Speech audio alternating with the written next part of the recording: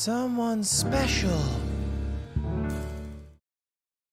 Hello, everybody. Welcome back to the LWSD Esports ASMR edition. I have some people over, so I'll have to be a little on the lower side volume-wise this game, but a little late on the draft as per usual, LWSD style. We're going to have 3 80 carry bands on the side of Glub Goons. They really do not like that Platinum player multi-cal on the side of Iron 5, and we're going to get a Fizz, Victor, and Hecarim ban for Iron 5 this game. Hecarim being really strong, Victor being a really strong control mage, and Fizz doing exceptionally well in these tournaments recently. Looks like Galio is going to be picking Glubgoons here, and before we continue further, I want to introduce my co-host here, JT Pro02. Introduce yourself. Howdy. Seasoned Gangplank player, 1.7 million master point Gangplank command, so you know he knows what he's doing. 1.5, my mistake. Anyways, back to the tournament here. So it looks like we're going to have Yasuo Volibear. I don't know if I really likes their Yasuo. Or at least their mid laner really likes their Yasuo, I guess. Can't understand it. He's kind of a very greedy pick, I think. Yeah. He sure can get ahead, but if he gets behind, a little bit screwed. But it's going to be rounded out with Volibear here. Volibear, they also really like the Volibear recently as well.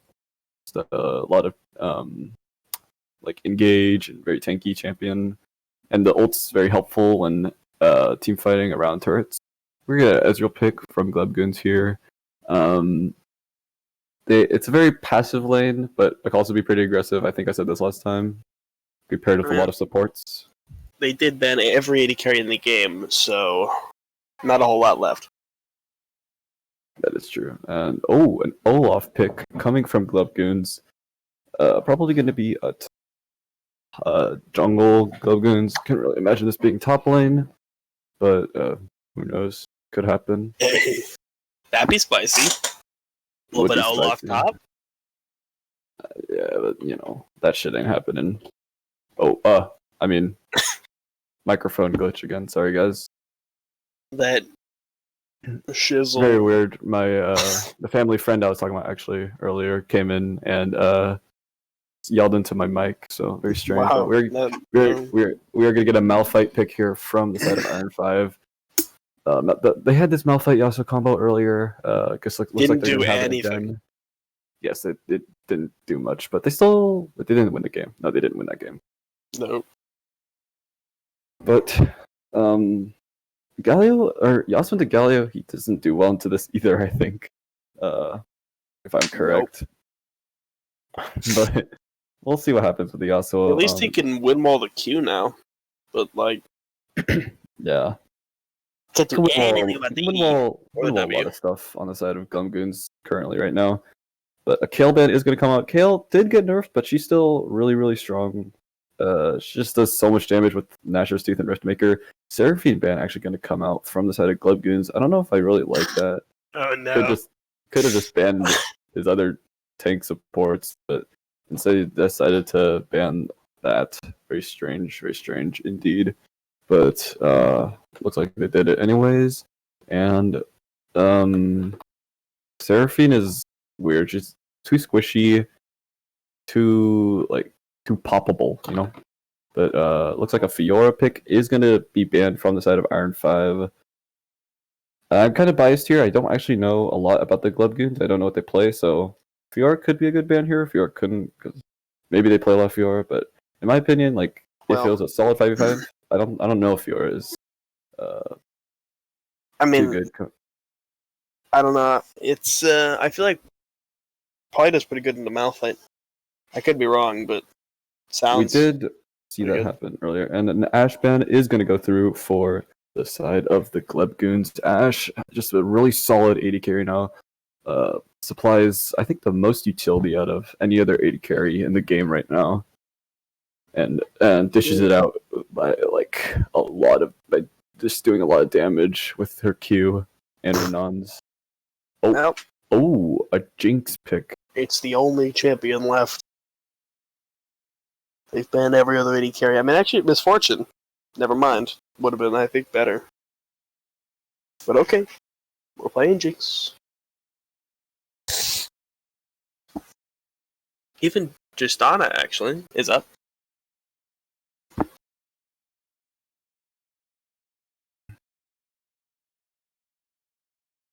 Oh, is going to be another Annie. So we saw Annie last game. that an Annie support or a Galio support? I believe it is. Oh, I believe it is actually Galio support. I think the last time I played with these guys, or I casted their game, they played Galio support. So this could be Galio support. But unfortunately, it is another Annie into That better not be okay. Very I was close like, to picking we the team over there. we're going from top tier top laners to the worst in the game in a second. It was close. This should be their support. God. I would really like to see an Enchantress here, because Jinx is very glass cannon-y. She needs a lot of peel to dish out the damage she needs. So please do not pick a tank support. Please do not pick a tank support. Okay. This is good. Janna is not the best. It's not Lulu. Yeah, it's not Lulu or Soraka. I think Janna's like she's pretty decent actually. Especially with Yasuo, it shouldn't be too bad. But this is what I wanted to see. I wanted to see a healer Enchantress support in this bot lane with the Jinx, which is good.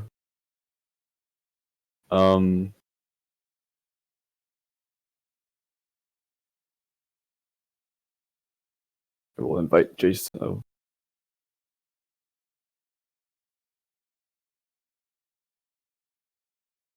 All right, and then this should.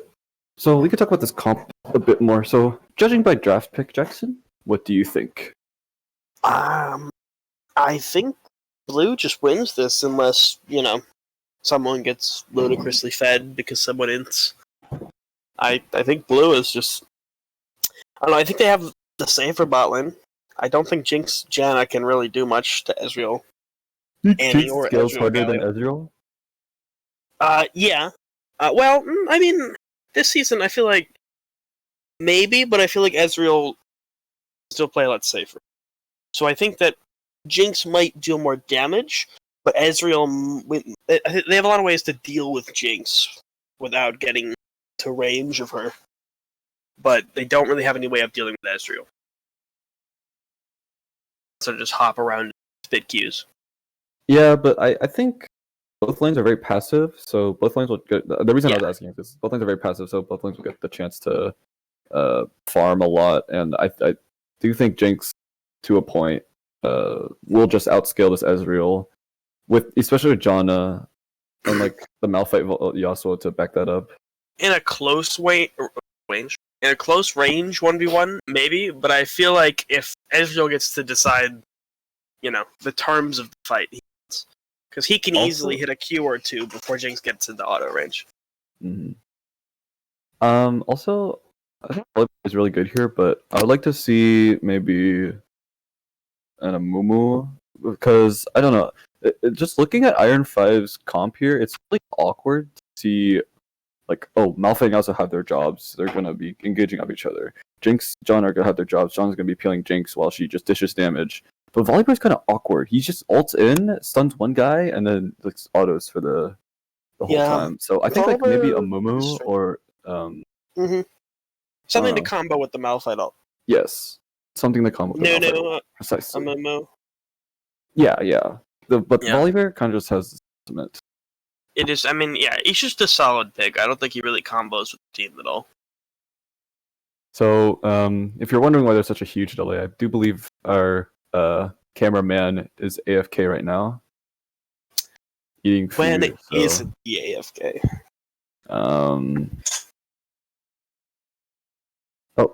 Speaking of not AFK, hello, Jason. Perfect. Oliver, you just said hello to yourself. Hey, Oliver.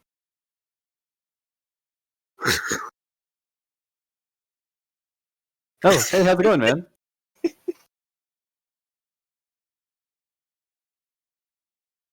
Oh, nothing. No, not much. Not much. Not much. How about you?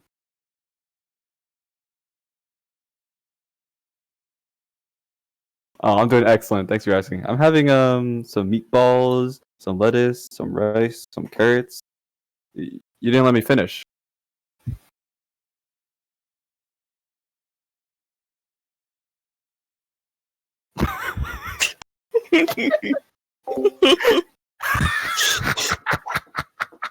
Oh my god.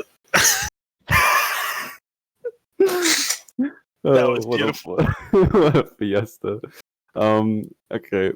What do you think about Olaf this patch? Because I remember Olaf was very solid, very strong pick in the last patch or last season, but now I don't really like see him as a top tier anymore, or at least like So he's definitely really good. oh wow. Yeah, I think he's pretty excellent. Go drinker or like something else. Yeah, yeah. You go Gore. It's pretty much your only option. Mm-hmm. And he's Buttfold Bruiser. I think he's pretty insane right now. Yeah, he seems to have a 54% win rate right now. Would that all just be in Gore drinker? How about a 5v5 situation? Well, I do think he's definitely less good in play. I than think Solo queue. I think against this team, Olaf can't really utilize ult as much as he'd love to. Can he ult out of? Is it like a cleanse? Can he ult out of knockups? Yeah. Well, yeah. And the Yasuo ult? Well, okay, so it depends. If he's allowed to use... Well, okay, so I don't know if... Actually, I'm not sure. I think it is, but I could be wrong. So Okay, well, I'm pretty I sure don't think he can. also, he could I just don't ult think- before Malphite ult hits, so... That is true, but he would have to be reaction time Reginald for that. I mean, it's easier than flashing it. Flashing it is hard. Very true, because you have to angle it. Yeah, because you, Alright. you have to move your mouse out of the way, then press I do flash. think Malphite hard loses his lane into Camille. Yeah, I think Camille has Malphite Camille's loses. very good right now. She's like the best spacer, or not the best, but a very good spacing, very good short trades, which she can use against Malphite because Malphite also likes short trades. And In then, a purely solo queue 1v1 sort of scenario, I think, which top lane is? yeah, I think that every single lane on blue side wins. I think that Olaf Really? can mess up Volibear pretty hard the entire game. I think that Ezreal, I think Jinx loses in lane, and thus doesn't really come back until like late. And then True. I'm pretty sure that I know that any completely dumpsters Yasuo. So As we saw last game, yeah. yeah, I don't think there's really much. They'll have to, pull some magic out of the hat. They won't be able to just 1v1 and win unless someone messes up.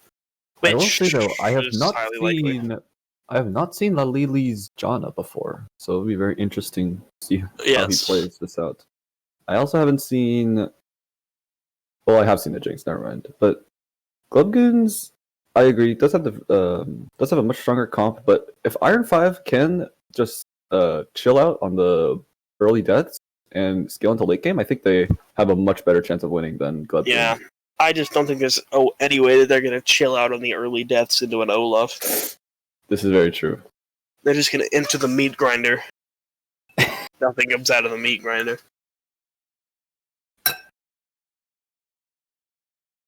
This is a good meatball. Meatballs don't come out of the meat grinder. That's what happens after your Yasuo comes in contact with an Olaf. You get meatball. Well, I'm Yeah. eating meatball. Well, Yeah, it's good meatball. imagine doing that to Yasuo. It's kind of rude. I don't know what you're talking about. I'm just eating a meatball. Yeah, eating a Yasuo meatball. Wow. You know what, Oliver? I'll have a Pop-Tart. What flavor of Pop Tart? Brown sugar cinnamon. Brown sugar cinnamon.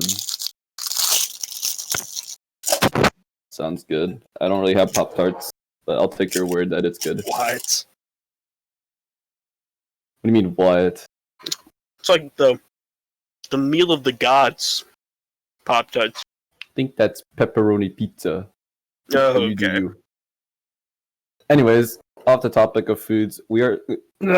Sorry, something caught in my mouth. We are going to start the game in 5 seconds. Watch this. It's going to hit 100 in 5, 4, 3, It's already at 2, 100. 1,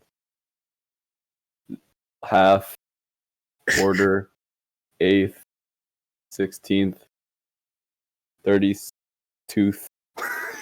32nd. Wait, 30. Yeah, 32nd. 32. Boom! Easy! Easy.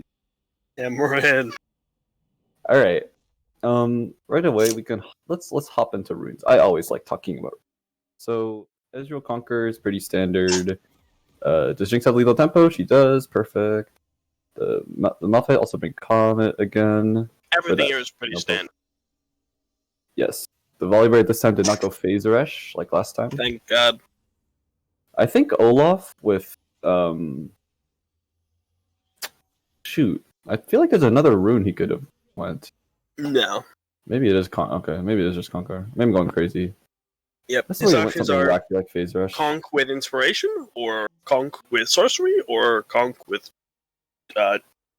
Resolve. Red thing, or Conk with Resolve. Red thing. Oh, an invade is going to be showing up on this top side here, but they're going to get quickly spotted as per usual. They love that ward, by the way. Place it every year. But all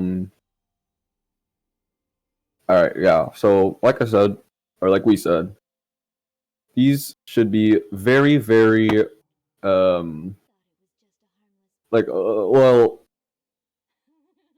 5 just needs to stay very, very passive in this game and hope for the late game scaling, because they do hard outscale this, but Olaf will be a bit of a problem as he barrels into any lane without remorse. But bot side start for both junglers, so better watch out for the top. I don't know what Camille's doing. Camille is being a temporary ward for that top side brush there. But yeah. So first game, just to like just say passive in general, just to test the waters, see how capable the other team really is, and how well you can do against these guys. But looks like Ezreal getting outpoked out of all champions. Yeah, that's a little bizarre. Early game is quite slow, so I don't know. Not much to talk about right now, but this Malphite, I remember from last game, loves to just chuck keys like it's nobody's business. Like, look at this man already; it's at half health. And the just keeps healing off him with the W. Might want to be waiting for Comet cooldown, or actually Mana Flow cooldown, but yeah, he just doesn't care. He does not. And no rest for the wicked. It's going. Okay. Yasuo rage quit. Yasuo has disconnected. He's out. Oh, he's back. And is back. So the unfortunate part of this is they can't pause because it's blind pick. Yeah. Oh, he's gone. The Yasuo is internet's being a little wonky, but I don't think that will matter for this bot fight. As Galio, just look at how much damage he did with just by himself, but he did take a pretty hefty chunk from the Janna Jinx as well. So looks like this lane is a little more aggressive than I would love it to be, but I guess they know Olaf is topside, so it shouldn't matter. And hopefully he also doesn't disconnect. That's a little annoying when that does happen. Looks like a rumble in the jungle. Oh, a rumble in jungle indeed, as the Annie is going to creep up on the Volibear. Volibear is going to flash that wall that you're watching the mini map, because the map decided that bot lane poking the Galio was a little more interesting. Oh yeah, but way better. He also not learning his lesson from last time, unless he's Olaf was gonna show up mid to save this Annie from harm, but whoa. Okay, Annie. Oh, Okay. he was out and then he went back in. So Played a tango with Tibbers. there was no His Tibbers, but friend. just a child. Well, I mean, Tibbers was in her hand. Oh, Galio is gonna be here. He's gonna get that flash W on them. Olaf is gonna land it. He's gonna have the flash heal. Can they get out? And they can get out. 3 summoners used and only 2 from the bot side. I just decided that tango with Tibbers sounded tango with Annie. But it's quite unfortunate. Okay. It looks like this Yasuo does have really high ping, so could be a reason why that play looked so funky at the moment. But I still feel like he shouldn't have went in, even if he was at that much ping. Yeah. So the Wimwall did not. Oh no, Annie already has a lost chapter. Ooh, that's a little scary. Very scary indeed. As probably going to be a Ludens again, like he said. So I didn't actually know that was a build. I swear you would just go Leandri's, but guess not. Yeah, as I can tell. Olaf is looking like it is gonna look like a gore drinker. My side. Personally, no other options. Personally, I think in the jungle you should try and go the whip first, so you can clear, or you can get your clears to light speed. Yeah, I mean, okay. I don't know. I get it. Weird. Yeah, Phage is probably better if he actually plans on brawling someone, which also he doesn't really seem to be doing. Would you go gore drinker Ravenous? Is that a thing you could do? Ravenous Hydra. Yeah. I think you could, but I think Sterix is just better. This is true. If you're huge, I mean, you grab a Hydra, yeah, but I don't know, might not be quite as good. Alright. Unless you're so, also, if I this Camille is quite low, actually, for her liking, and she just takes no damage. Honestly. Even with the Q. I guess she just doesn't want to just fun farm. She knows the Malphite's a little low on mana as well. But this spot lane has been very conflicting. Wave is in a really bad spot. Before that happened topside, I was gonna say how Scalio does like to go the Bombies tank items, but I don't think Bombies is actually good on supports anymore. Like, I'm gonna say it right now, because they're so expensive and their stats are just not worth as a support waiting that long to collect. So Yasuo is gonna get the ult here, but she does have that 4th shot and Tibbers. So one Tibbers in Q and he's gone. So he really has to watch out here. I think he really needs a gank from Volibear, but it's not gonna happen, as a fight in the jungle is gonna happen, and I think Olaf just takes this with his smite. Yep. The Q is gonna land, but that is 5 people bot side for this Volibear. Camille is gonna flash onto the Janna, and Ezreal is gonna pick up the kill. So really excellent rotates from everyone, and the TP was also good to secure everything. I feel like Malphite should have also responded, unless actually Jinx I think was walking back to lane, so maybe not. Oh, and there is Tibbers, and he's overextended. Oh, and the bear is gonna get that final slam right into Yasuo's cranium, and he is gonna fall to the Annie once more. Yeah, I mean, Yasuo just can't really do much in this lane. Yeah, Windmill's basically useless. Very, very scary lane to be in when you are a champion who has basically no response to ranged champions other than that wind wall. And that knockup is going to land, but it's going to get killed by Janna Tornado. Ezreal's going to kill a minion, and can he get one more auto off? No, he can't, because of Janna's shield. Ooh. Ezreal is going to heal. Very interesting heal. Maybe for Jinx Rocket, which isn't up because she's level 5. Yeah. I feel like Camille doesn't need to just take this. Oh, Yasuo is going to fight this Annie once more, and she didn't even hit W that time. Or maybe she did. She's missing basically everything, but it doesn't matter. God. Okay. Oh, he's going to land the tornado, but, he doesn't have ultimate up again, unfortunately, to follow through. Okay. This Annie's a little strange. I think Volibear just goes back in. Yeah, Oh, that's no. a little There he bizarre. goes. Okay, But look well, at this. Look at this Annie damage. it It's didn't so make much. any sense for The ultimate is us going to to come go back down, in and first. Volibear is going to pick it up, though. That was a in the little bizarre. It doesn't really make any sense for Yasuo to go in first whenever he has a full health Volibear with ultimate. A little So- strange. I do like this Malphite isn't trying to ult this Camille yet. I do think Camille wins a more extended trade, especially with Conqueror. But yeah, I mean, look at this. She can't even step up to Q because he just zooms away after he finishes a trade off. Yeah, it's a little interesting. I don't know why she isn't actually trying to engage on him at all. She's just taking WQ trades, which she's losing every time. Mm-hmm. Also, this Olaf's item so far, I think he has the boots rune. If he doesn't, I really hate them. I think rushing boots on junglers is really important because you need to get around the map quicker. But Yeah, if he, as long as he doesn't, or if he has a boots rune, probably and it looks like does. they're going to catch Volibear trying to steal this or take this Herald, and they're just going to absolutely pop him to smithereens. Yeah. Wow. You usually go magical footwear, so I just assume he does.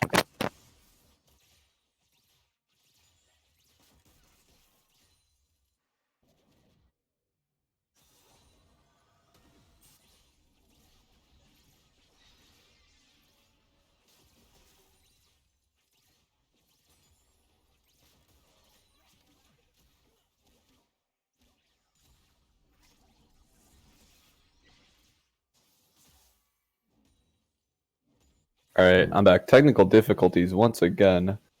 Gotta love the internet. But Volibear is gonna get caught in the jungle by the same two people once again. But I don't think they could burst him as hard.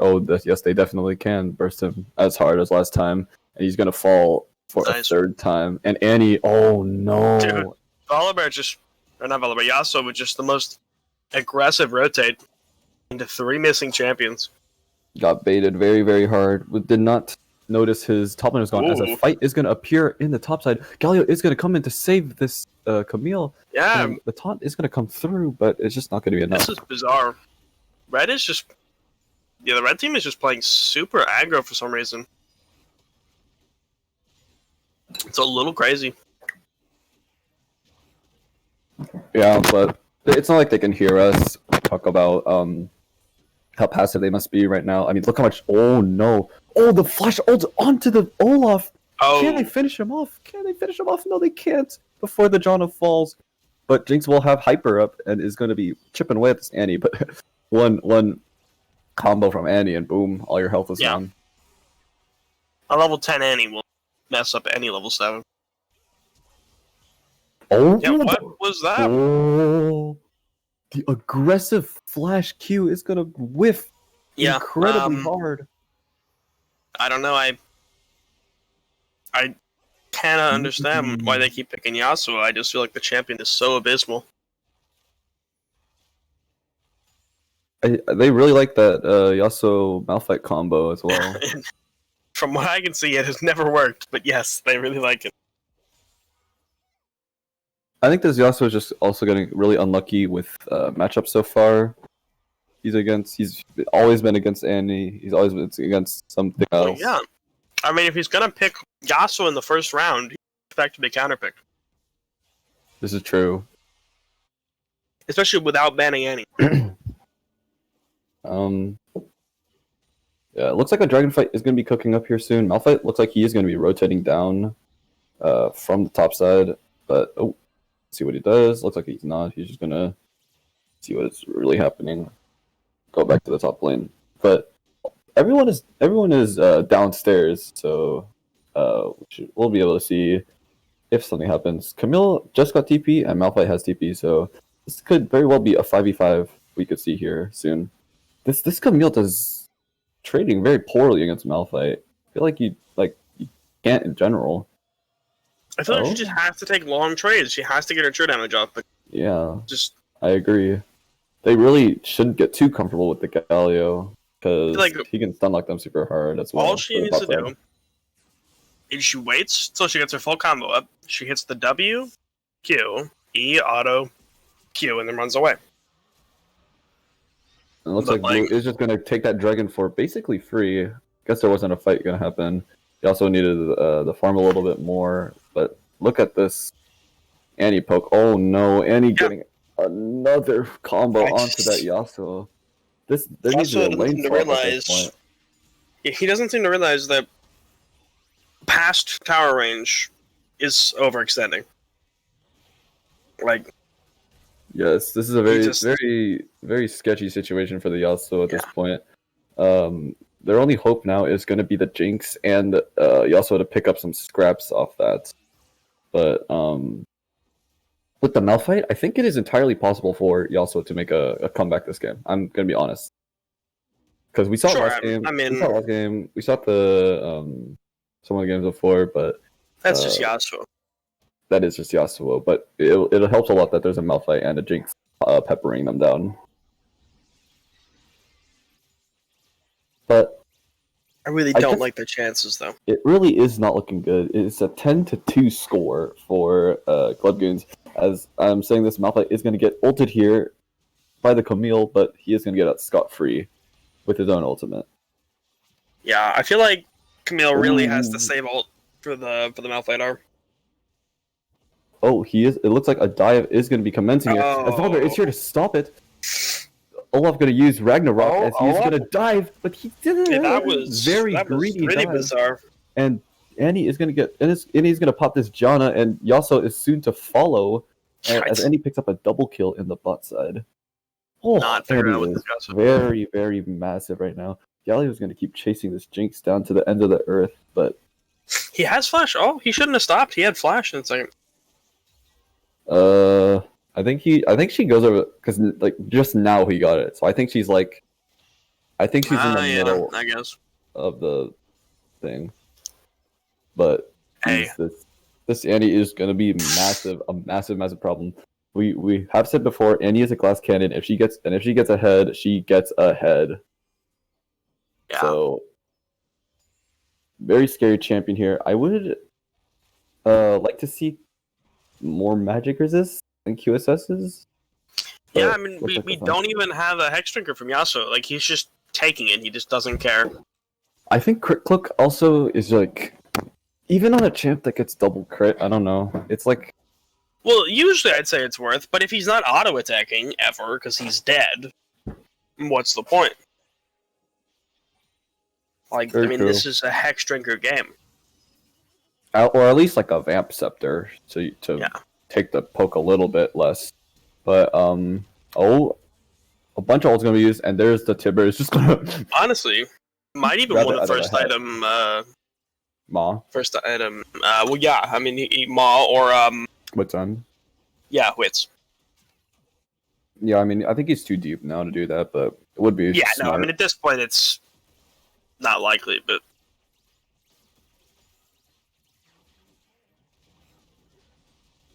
And I am also realizing once again, we aren't seeing any AP on the side of Iron 5. everyone awesome. hates AP for some reason. Even though I think they're Very true. extremely strong this patch. Oh, this Camille is getting a little bit too Yeah, I don't comfortable know. with the lane here. Okay. Looks like a Yasuo and no one else. The Olaf are I going to be here guess to soften up the Getting fight. bullied by Malphite wasn't a clue to her that she doesn't seem capable of winning this. This is a very, very horrifying game for Iron 5 right now. Down 10 kills, down 4k gold, almost exactly, and no AP to really back the that Wombo. up. We're looking for the Wombo. They are looking for the Wombo. Just a couple holding hands as they go in for the final kablooey.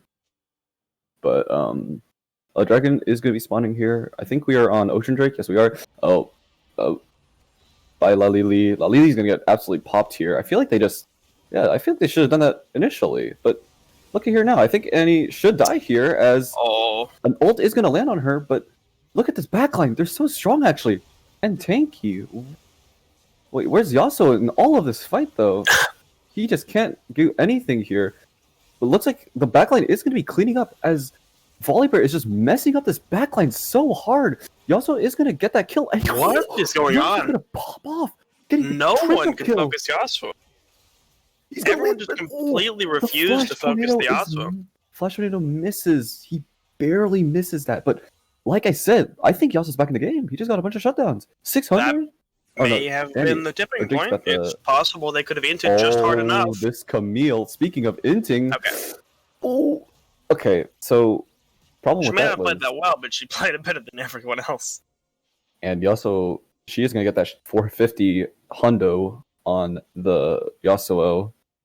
Yeah, I don't know. That was But- kind of insane. I don't understand why we could just focus Yasuo there.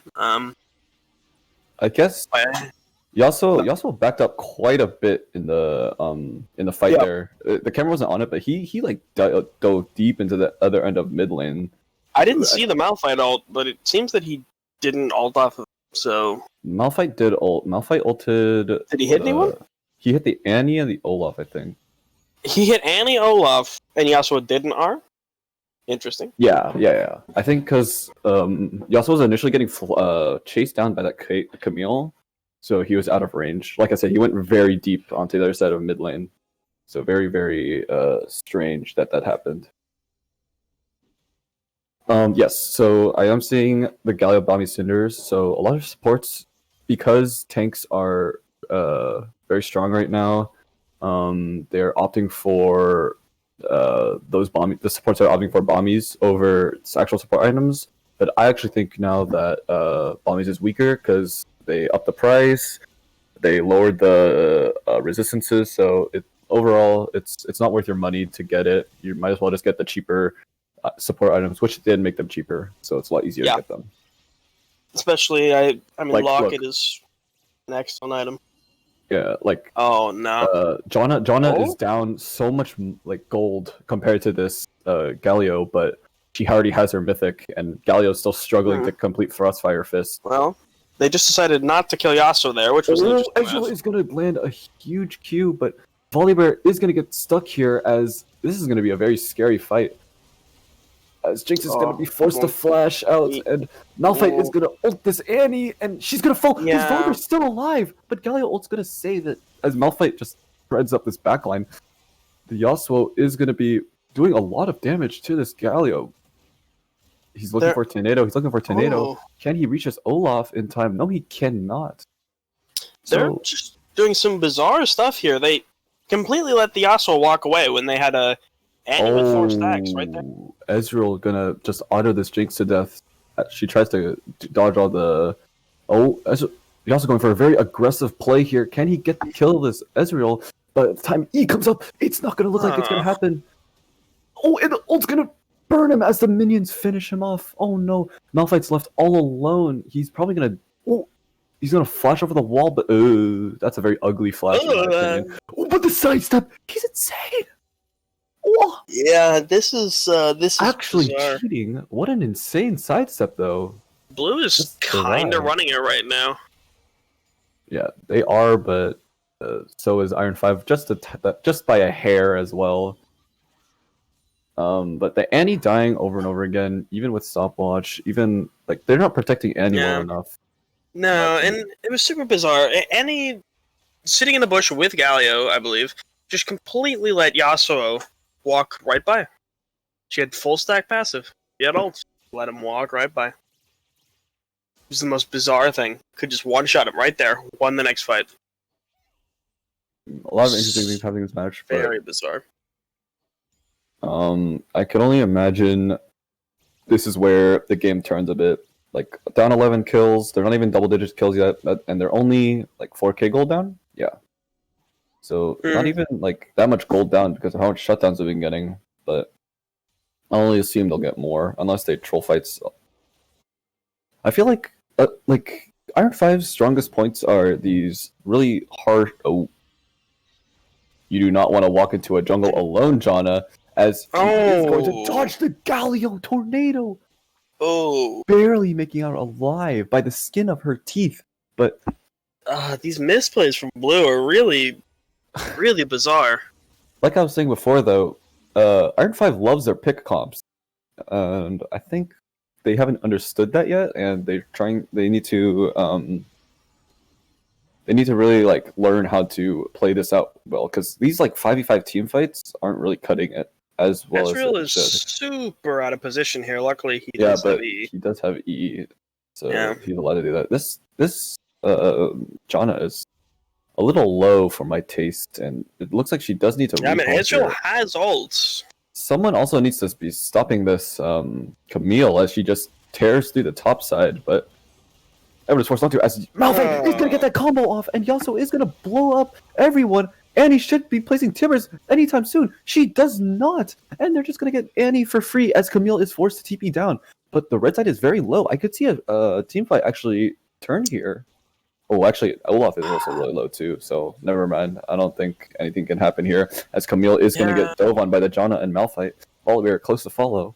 But this does just look like an Ocean Drake, unless Olaf could use his Blast Cone to get an insane steal. They do need to pull it out, though, which it looks like they are going to be successfully doing. Ezreal is just... Oh, Okay. Olaf steals the dragon! Oh! He's Oh 2 my levels down. God. He's 2 levels down. Okay. Olaf There's stole a the dragon whole while lot 2 levels down against Whole this lot of volley stuff is bear. happening. So, Holy. Ezreal seems to be pretty much useless right now. Even when he hits Qs, they don't really deal damage, but he doesn't really hit them for most of the time, because he's shooting at people who are a mile away. Oh. Oh no, and that's going to be the Jinx. Can she survive in time? Look at Shield Bow, though. Oh. Shield Bow! Shield Bow! Shield Bow!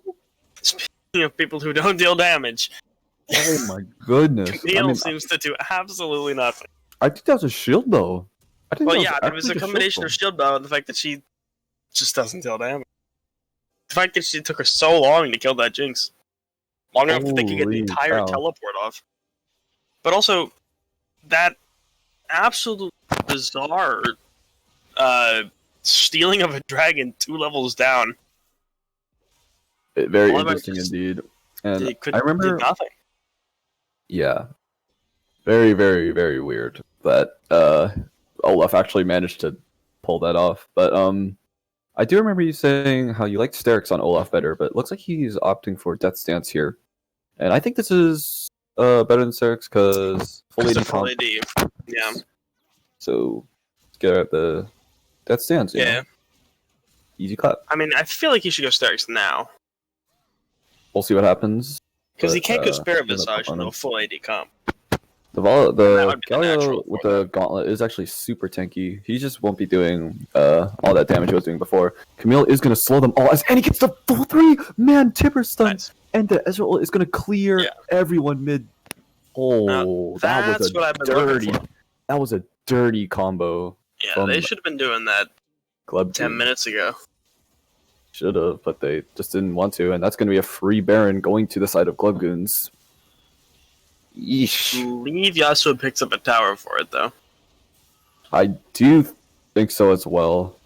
Yeah, Camille doesn't have TP. This should be a free tower for Yasuo, but they need a team fight more, or let's say a little bit more passive. I mean, can't have that happening every time you Yeah. are trying to fight here, It because seems Yasuo is a lot of your damage, as much as you would hate to admit it.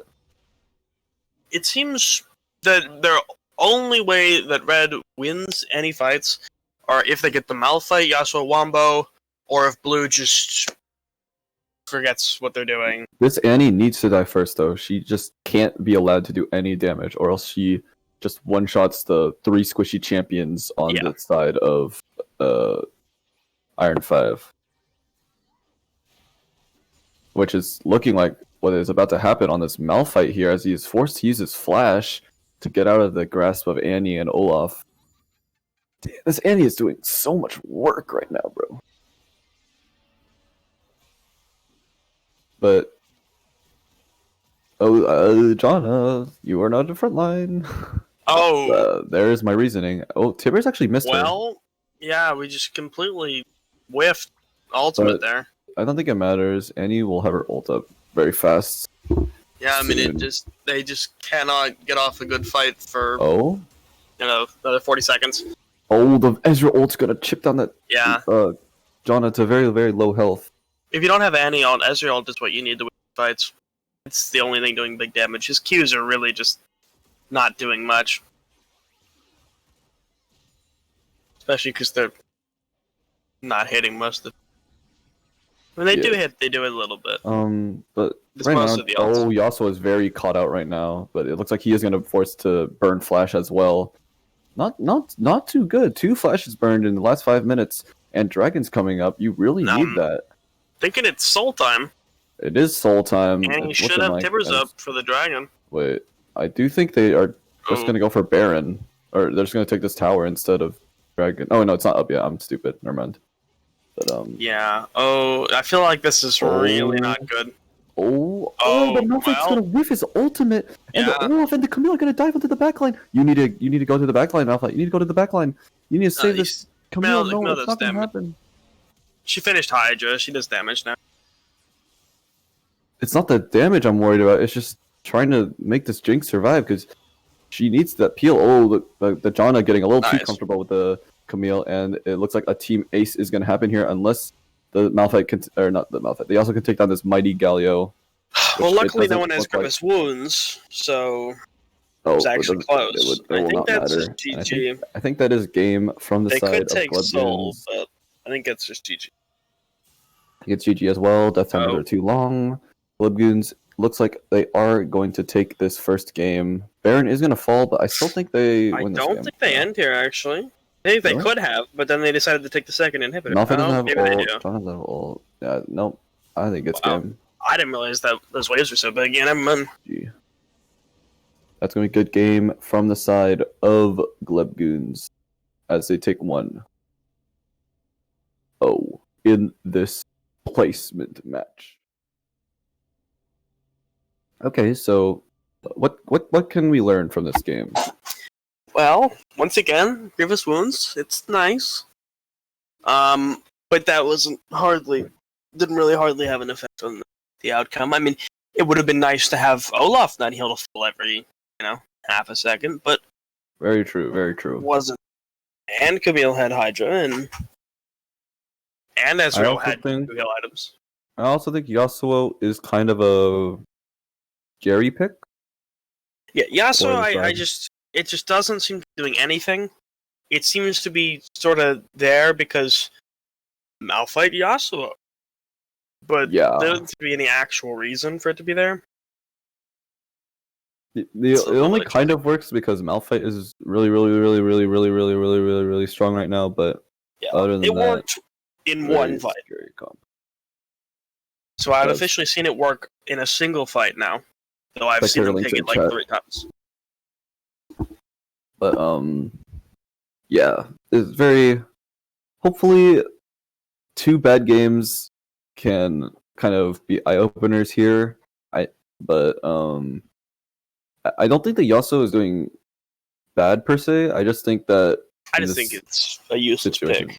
It is a very, very gimmicky pick, especially in this easily situation. counterable pick that just doesn't do much, even if it gets ahead. Well, I think if he gets ahead. If he gets huge, then sure, he might be able to 1v5. But if the enemy team builds Grievous, which I know they won't, I feel like they can stop him. But they won't, so I guess they could do something then. Mm-hmm. I assume we'll just see the same exact band as last time. We are in band, I think, right now. Yes. If you want to switch to that, I don't have the stream open, so I don't know if it's switch to that. But no, it hasn't. Okay, well, Jason. Yeah, we're looking at the same bands, but with Annie, and they're gonna use that to pick Yasuo again. Yeah. Let me pull it up and see. Are we actually not on it right now? No, we are now. Okay. Early ban, yeah, probably gonna pick Yasuo. Literally the same again. ADCs from last game are gonna show up. Banned also. From the side. It's a little strange. I feel like they didn't have to. So were they on blue side last game, or were they on red side? Oh, Iron was on red side. On blue side, I don't see any reason to ban Jhin and Vayne. I feel like you ban one of them. Because your blue side, you have first pick. Oh, that's what you mean. I see. Red side, yeah, red side is forced to ban. Uh,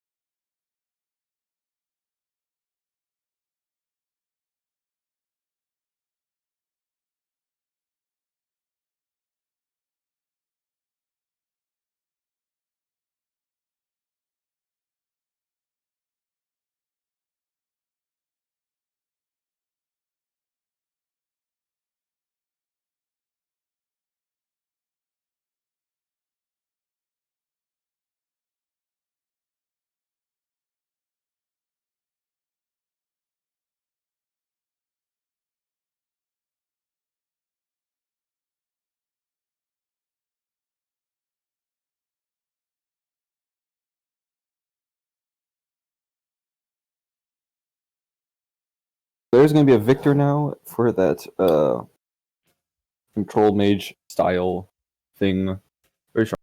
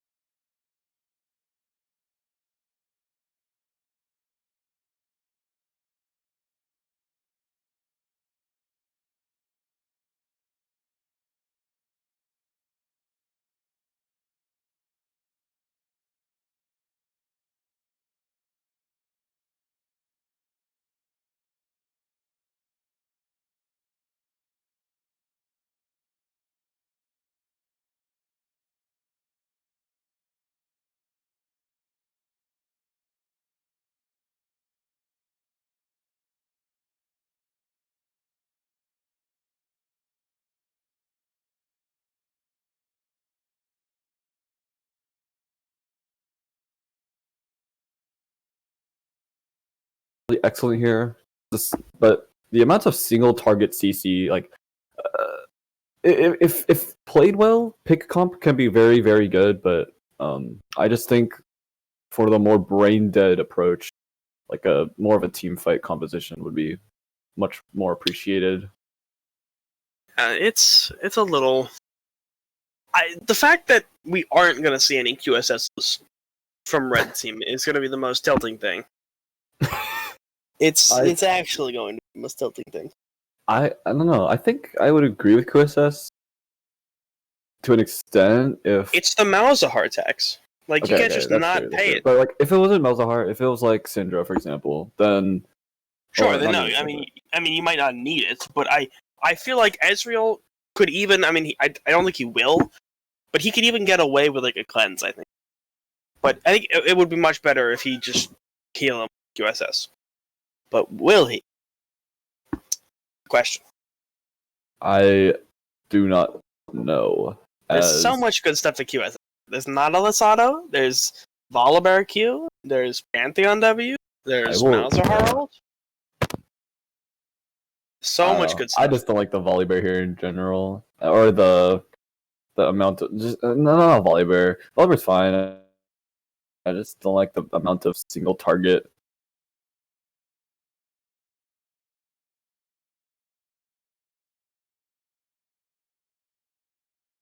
Ooh.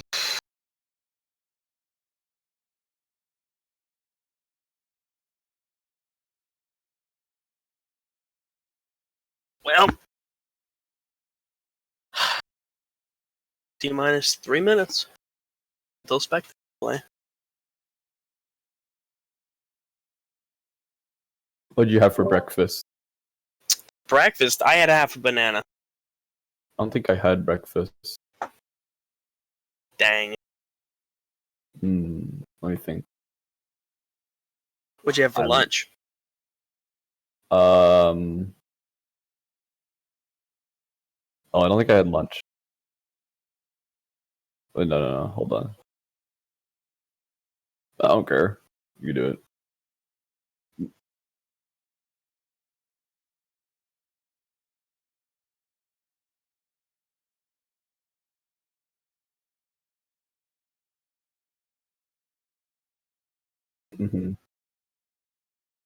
Sweet.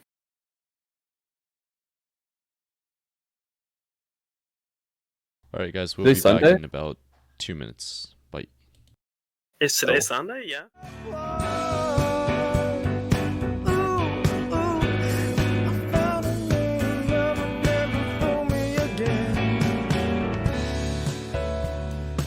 Wrapped it up and sent it. I love you, I meant it.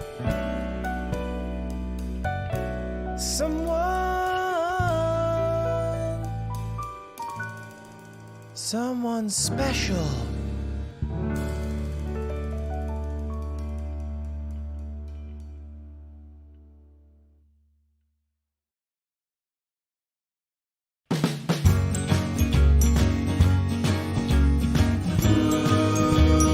Merry Christmas, ain't this time each year? Well, away up north where the air gets cold, there's a tale about a Christmas that you've all been told. And a real famous cat, all dressed up in red, and he spends the whole year working out on his sled. It's the little Saint Nick. It's the little Saint Nick. Just a little bobsled, we call it Old Saint Nick. But she'll walk a toboggan for her 4-speed stick. She's a candy apple red with the ski for a wheel. And when Santa hits the gas, man, just watch her feel. She's the little Saint Nick. It's the little Saint Nick. A run, run, reindeer. A run, run, reindeer. Whoa, run, reindeer. A run, run, reindeer. Don't miss no one. And hauling through the snow at a frightening speed, with half a dozen deer with a Rudy to lead. He's gotta wear his goggles 'cause the snow really flies, and he's cruising every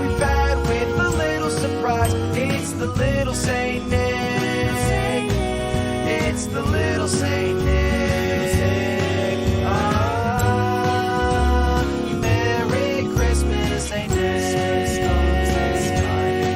Ah, Merry Christmas, Saint Nick. Ah, Merry Christmas, Saint Nick.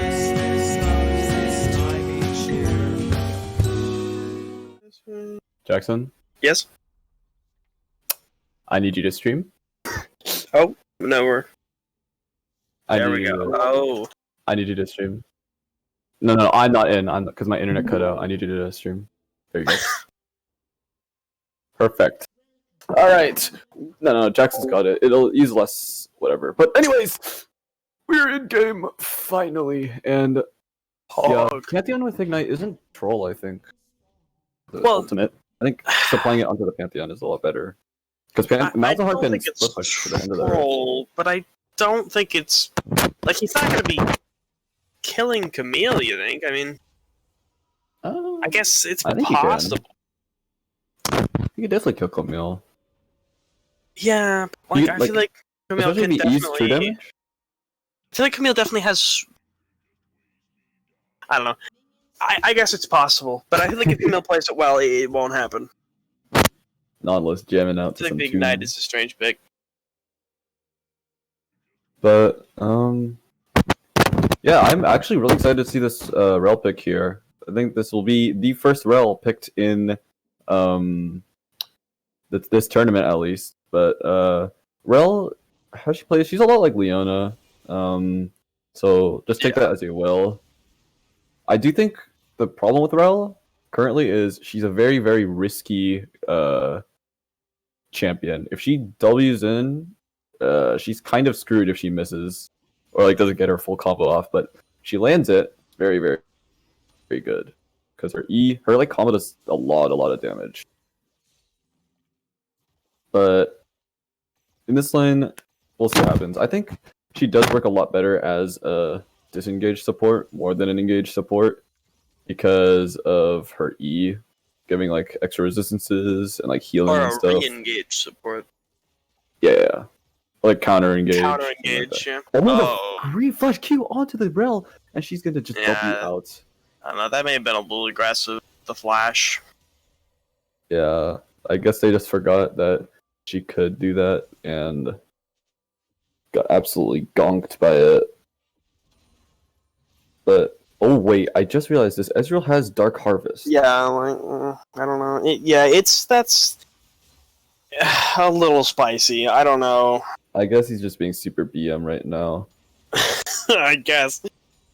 This is gonna be game 2 Oh, as Mouse. Glubgoons took game 1. Oh. But Malzahar is in the low here on both on health and mana, and no corrupting pots to really back him up here. So if he gets E'd by this Galio, I think he's dead. He's done for. But I don't think Galio can really touch him unless he does some spicy stuff and overextends. well, we saw what was happening there. Malzahar is quite low from the Oh, oh, interesting. like I said, free like I bug, too. said. I like free bug as much as the next guy, but Oh, Galio and the Olaf are going to be diving this Pantheon. Is he going to make it out alive? I have no clue. She could have extended the E with her flash there. Oh, Galio is going to Yeah. flash W, and that is just a... There's no way he gets going out to of there. Camille. Shoot, he had a ward and everything, but 3-man top Yeah, is he had a not what we ward, want to but I see assume- 4 minutes into the game. assume he is- had a mid missing as I don't know well. how worth that is. Well, it depends on how huge this this wave is that Mal's is. Oh wait, no, the guy is just going to TP back. Okay, fair enough, fair enough. But I will say we have seen this Ezreal in the past go with Dark Harvest, and he has gone AP. So Yeah. not out of the blue for him to run an AP Ezreal here, as the hook is going to land, but he's going to cheese it with his I don't know what the E is called. The teleport, the flash, the dash. Oh, don't care enough anyways. This lane is very... Ooh, a Tip hook of is my going to land tongue. onto Rel, but she just W's away. You can't really Arcane W Shift. any of this here. That's right, Arcane Shift. But you can't really hook anyone in this lane. They're just so passive. Very little you can do as Nautilus here. And the Rel can just hop away with Shield, and the Ezreal can just E away. Very, very safe lane coming from Glugboons here. Something Also- going on in the bot lane. I don't think so. But if you could tap O for me, Jackie Chan, that would be much appreciated. Thank you. We can check out some items. Ooh, Galio. Okay, that Roam top on Galio only give him boots. Yeah, Oh. well, he only got an assist. That is true. That is very, very true. But he has Coming an up at DGS Sheen. differential as Galio is going to counteract onto this volley bear, and he's going to be forced to flash. Very poor gank, especially at the wrong timing of Olaf appearing. And it looks like Olaf is going to be picking up that spike this time with the pickaxe. I wonder if he is tuning into the stream to hear That our was wise bizarre. words. So, I did Pantheon see that. used Empowered W, but then didn't use Didn't the go in. Empowered Auto Attack. Interesting. He then proceeded to use it on a minion. I guess he didn't want to stick around onto that Camille for a long time. New tech? OP? No, I don't know, that was a little bizarre. Oh, he's gonna dodge the W here and use that E to block Yeah, I corridor don't know, damage. I mean, I really think Pantheon can win these fights, especially I now with think he ult. They'll have can, that. They'll have but this 10% armor pen here. I don't understand why Camille's pushing up. I feel like the way this could work, Camille sits here and farms, and if Pantheon goes in, she takes the most ridiculous counter engage on him. If he goes in, whatever uses E, she hits her E right afterwards, gets a full combo off. Mm-hmm. Like, I feel like her combo does so much damage, especially because she has Sheen. He's got a longsword. I feel like her way This of is being true. this pushed up, though, doesn't make the most sense. Yeah. She wants Do to you either think she needs crash to- this or let Pantheon shove. Or just let herself. She just keeps W a little poking for bit. some reason. Do you think, man? I do think Pantheon is wasting these E's on the W just a tad bit Yeah. in lane at least. Oh, I'm just taking also a notice at Volleybear's build. It looks like he is not going for a tank build. He is- Triforce? I could see Triforce. I could see Thunder. Stridebreaker? Stridebreaker, yes. All these are very valid options here. I think Stridebreaker would be the most realistic. I wonder why he is suddenly switching to this build now, though. Ult feel is like going to that come was onto the Galio. Yeah. Ult is going to come through to the Volleybear. Oh. Can't get... Oh, no. He's going Okay. to get the kill, and I think I he think gets that was a really early Malzahar hold, but it worked, I I also guess. think that was a little bit messy on the side of 200 years, but like they still got the kill, so it's okay in the end. This lane is in such an awful spot for Camille. I don't Yeah, understand she why just she keeps- insists on holding it here. She just keeps hard pushing with that W. If Trying to Volibear get comes some top healing lane, she onto it. dies. Yeah, but it looks like he's actually going to go to base and get the Heartbound Axe. So I'm excited. A little switch up for the build here Yeah. from the Volleybear. I can only assume. Well, at this point, it has to be Triforce or Stridebreaker, but I wonder if it's Stridebreaker. It makes the most sense in my eyes here.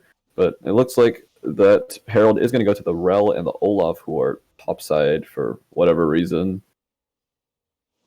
Yeah, I don't know. That's interesting having half the bottom lane rotating for refill.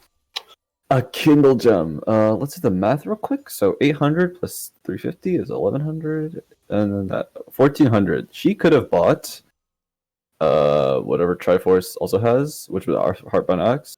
Should she have bought Yeah. Heartbound Axe? Yes. Oh. Yes, she should have. Listen, Yeah, you guys. she should have bought Kindle Heartbound Gem- Axe. Or Tabai. Little spicy, I think. Kindle I Gem don't is... understand the importance of Kindle Gem. Oh, Panther gonna ult onto the Olaf here, who is Oh. in the wrong jungle. Must Yeah. have misplaced it, and an I- easy kill on I mean, him from there. If Camille was a little speedier on the rotate, no, Ezreal ultimate almost gets him. No, never mind, he's full health. Ezreal The Camilla ultimate is going to does dive this nothing. Malzahar, though, and the Galio is going to follow in pursuit, as this is just going to be a very clean dive from the side of Glubgoons, and that tower is barely going A to little low. scratch that Galio, but Pantheon and the Volibear are looking like they want to get some kills here. I just don't think it's happening. They're just too far up Should have gone onto for their the Q. tower. That's a freak Pantheon kill right there. Was that actually killed? Oh yeah, it would have. Oh yeah, power Q. Oh, what is Ugh. Pantheon going? He's going. War Drinker. What is okay? I would love to see Eclipse over that. Eclipse is so strong on Galio or Pantheon, but that is going to be Gore Drinker Pantheon as the ult is going to come through onto the Jinx. She's going to flash out and get ignited. Will she die? No, she won't. The ticks won't be enough. But she was a little too far up with the Nautilus still being there. Well, okay. That can't be Gordrick. I mean, what's the pickaxe for? What's the The Vamp spike. for? Gore Drinker. It doesn't build into Gordrinker. It doesn't? No, Gordrinker's Iron Spike, Phage, and He Kindle has 2 Gem. daggers now. I'm frightened. I'm frightened. What is this man? What is he? What's he building? What? He's building 3 items. Is it going Bork? Oh my god, that is Bork. He's going Bork. Okay.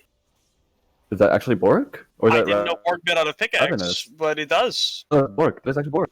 Oh. Yeah, okay, wow. Bork first item on Pantheon.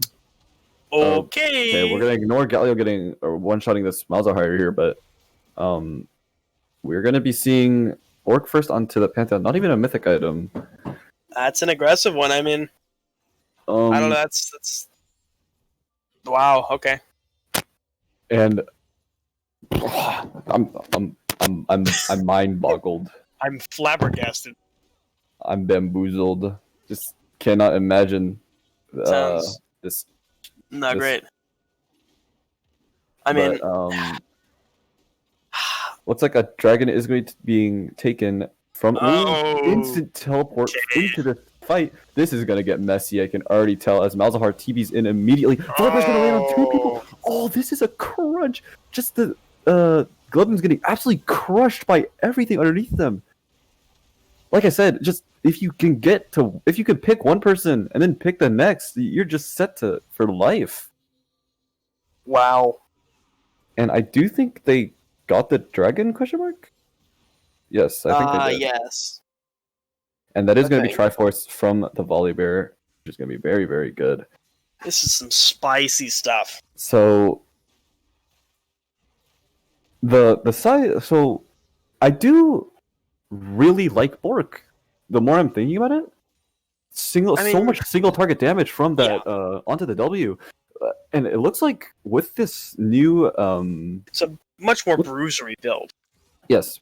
If But what I was saying was with this new items that they're going Triforce and Bork, they're just planning on absolutely blowing up someone to smithereens instead of team fighting, which is good. They're trying to. I mean, if they want to go for the pick, then I think Eclipse is better. That's a lot more burst damage. Well, he could still go Eclipse, right? It's Bork isn't a mythic item. Yeah, I guess. Okay. The only thing that's not really pick here is going to be that Malzahar Leandries, but it's kind of expected he goes anyways. And there it is. He's going to finish the Blade of the Ruined King. I am Split. intrigued.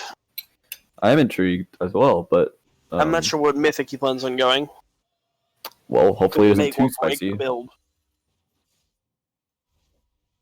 Mythics are going to come rolling in here. Volibear's going to finish his Triforce. Hold on, I'm eating cast for a second. Yeah. No one has ever heard of Grievous Wounds, so it might be even better, actually. Oh, Pantheon. Full W No with hustle. Bork doesn't do any damage. Hog. Now, the nice thing about Bork actually is because his W does auto attack like 4 times, it will 3 fully times. proc whatever. It Conquer. will fully proc the Blade of the Ruin King passive. Attack me champion 3 times, deals 20% movement Have you- speed. and doesn't Pantheon use getting magic damage. absolutely blown up by the Galio and Camille, double ulting him right there. Even with his E up, Jesus, he just got absolutely blasted to smithereens. But this game is going not too horribly for Iron 5 this time around. They are learning from their mistakes as Ezreal is forced to heal from that Jinx rocket.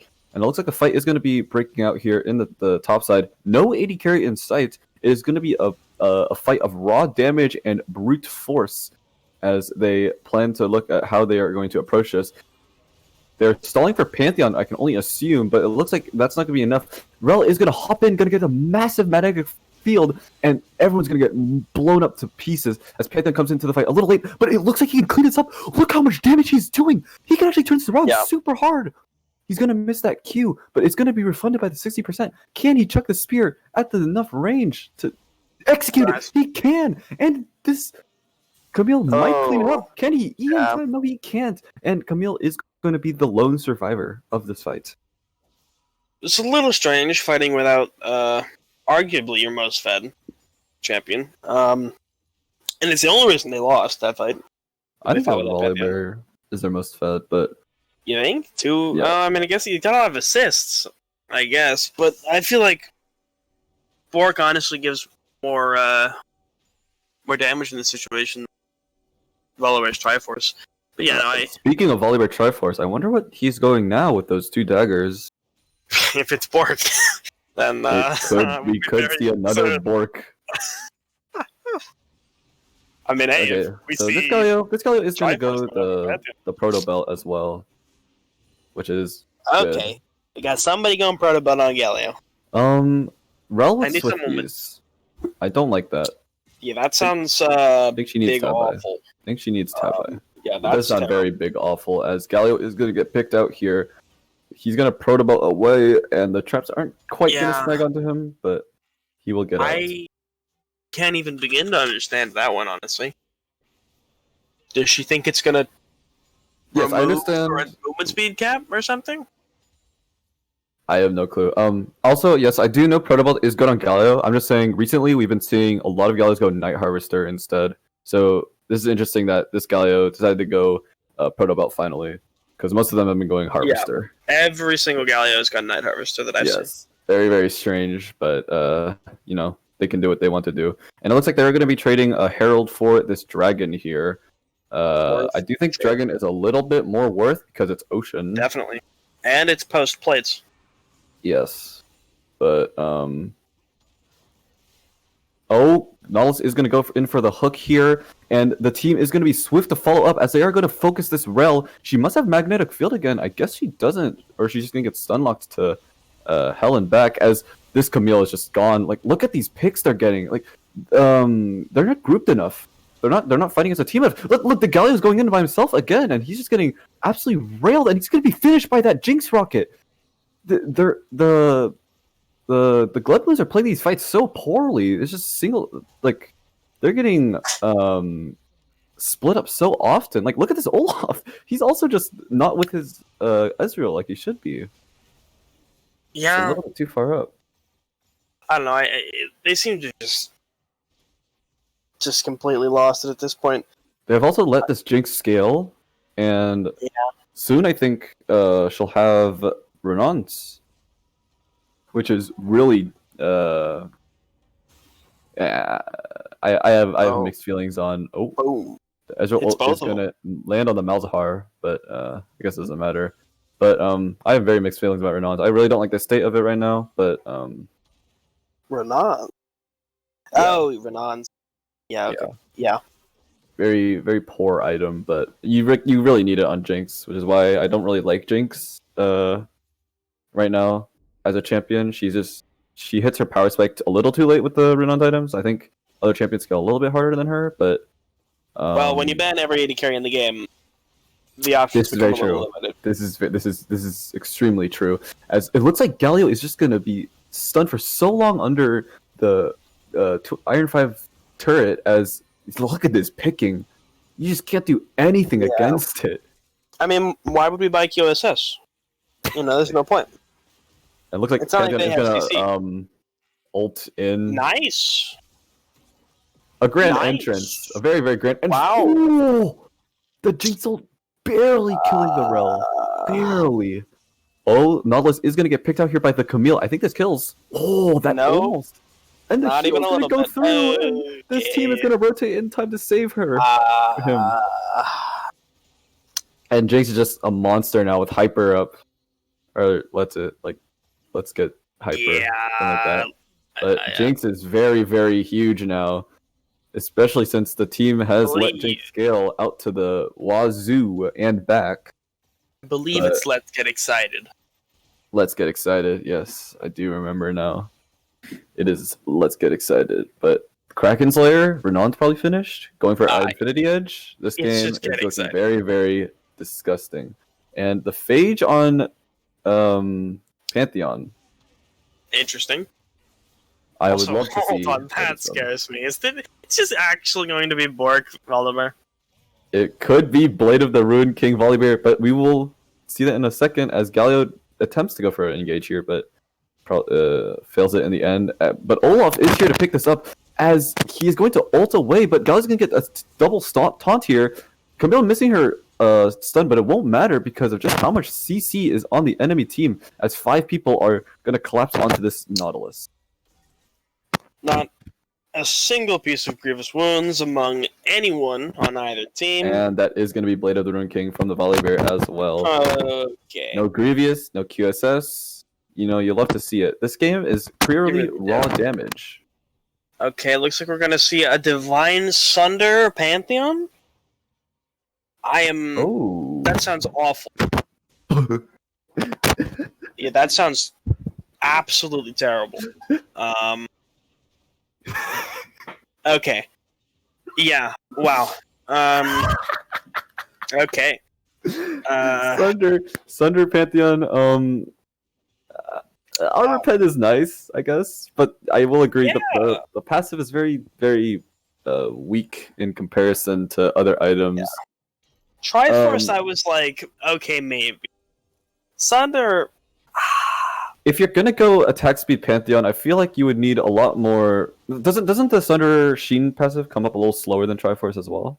No, it's the same speed, but it's 1.5 seconds. I mean, this guy plans on autoing 4 times in 1.5 seconds. He's really not making use of the Sunder passive.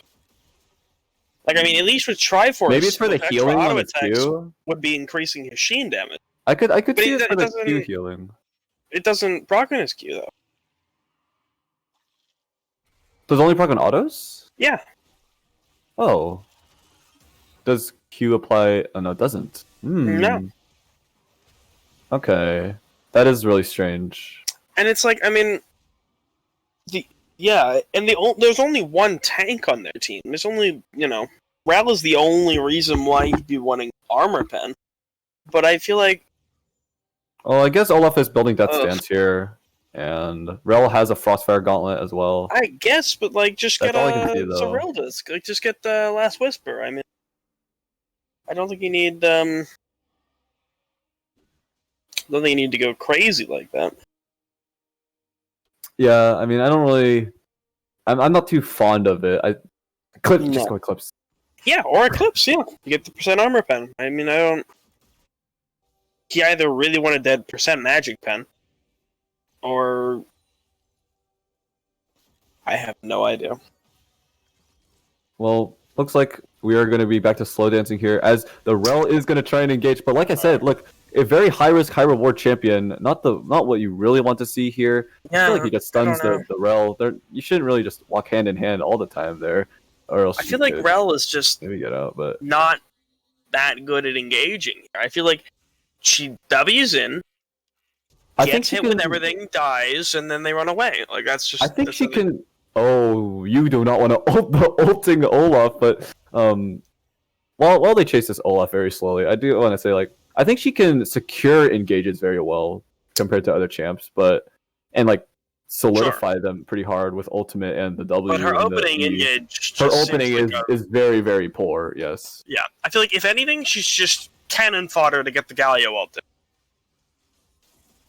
Yeah, very, very scary pick here, without any other like hard reliable CC other than Galio. I think like with other champs maybe it would have been a little better, like Amumu or even something like Volibear or Sejuani, but you kind of just have that Olaf who just runs at people very slowly. Yeah. But this Jinx, once again, scaling out the Wazoo and gonna pick up. Oh wait, that is Infinity Edge, right? Okay, good. Because they just changed Infinity Edge, so it's better on the 60% crit. So it's gonna be a lot better there. Who won game one? That it will be the team losing right now, which is Glebgoons. So Iron 5 right now winning this game. Tips for new players.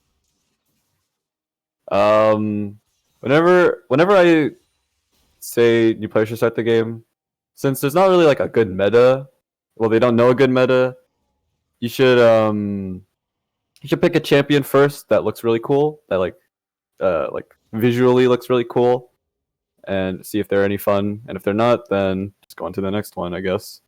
But in other words, play Gangplank and realize it's terrible. And we're gonna go back to the commentary here because I don't want to hear any Gangplank cons on the here. But okay. You know, gotta spread the propaganda. What, for people to play terrible pirate you complain about every day? Yeah. Okay, man.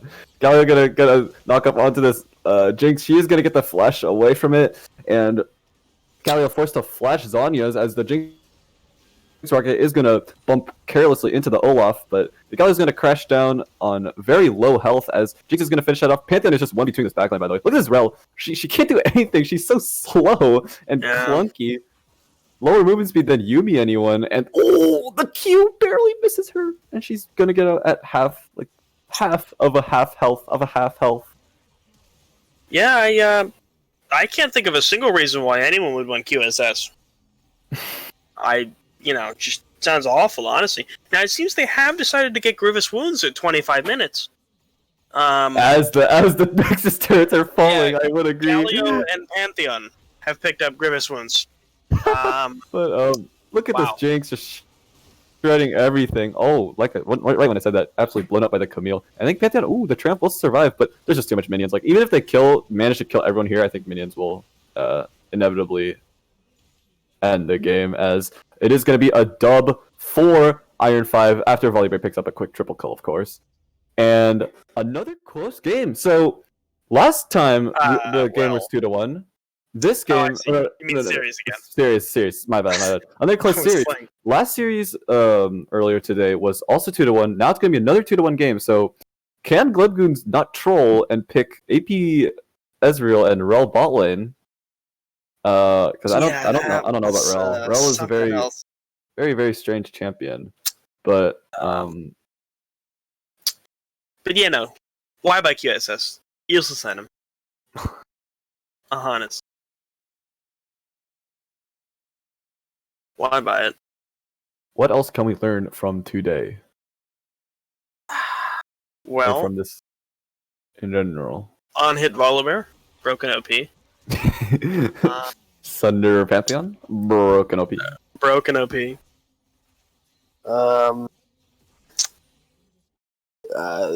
QSS, worst item in the game. Never buy. Broken OP. Okay. Bach. Listen here, Bach. I'm not saying Sunder's a bad item. I'm saying on a champion like Pantheon, where he's not really reliant on auto attacks to deal damage. He's more reliant on his Q because they just buffed it, so it's up every 2 seconds now. But here's the thing: he is reliant on his auto attacks. He's going Bork, but he's autoing at least 5 times per Sunder stack. Like it's not an efficient use of his high attack speed. That's why he was building Blade of the Rune King before, because he's getting 3 procs per W in split second, whereas with Sunder he's getting 1. Yeah, it's like, but it's a super bizarre pick. I don't know. Like Eclipse just works on everything, and Yeah. Thunder only works on his autos. So Instantly procs on his W Eclipse- as well as getting the 3. Eclipse is a lot more consistent than Sunderer. I could say He that. uses the stats of Sunder, but he doesn't use the passive well. He doesn't use And Eclipse Pantheon the uses mythic both of those. passive well, because it's the same mythic passive as Eclipse, so he doesn't use the magic resist, which is the only difference. So it just doesn't seem like much of a point. Mhm. The only reason to go it over Eclipse would be for the magic resist, percentage magic resist, which I mean, But yeah, let's see if Glubgoons can catch on. Let's see if they can catch on to this pick heavy comp that Iron 5 is running recently with Volibear, with Nautilus, and a lot of other like Set. What they just picked Pantheon. They just picked Malzahar. Let's see if they can catch on. And please don't pick Yasuo.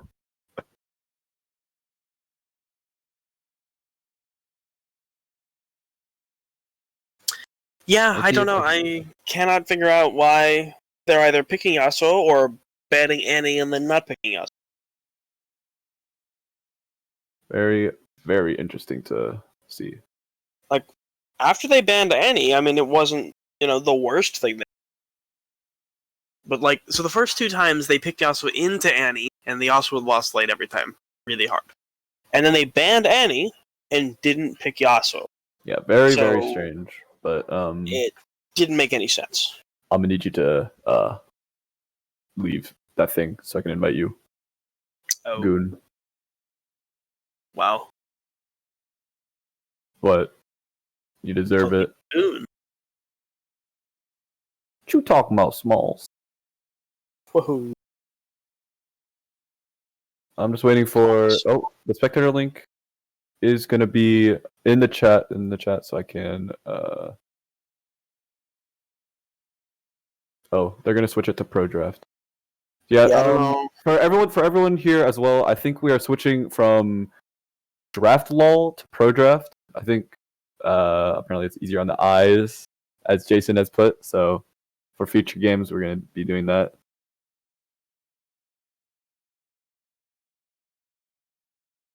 And what can we expect from drafts? I really want to see.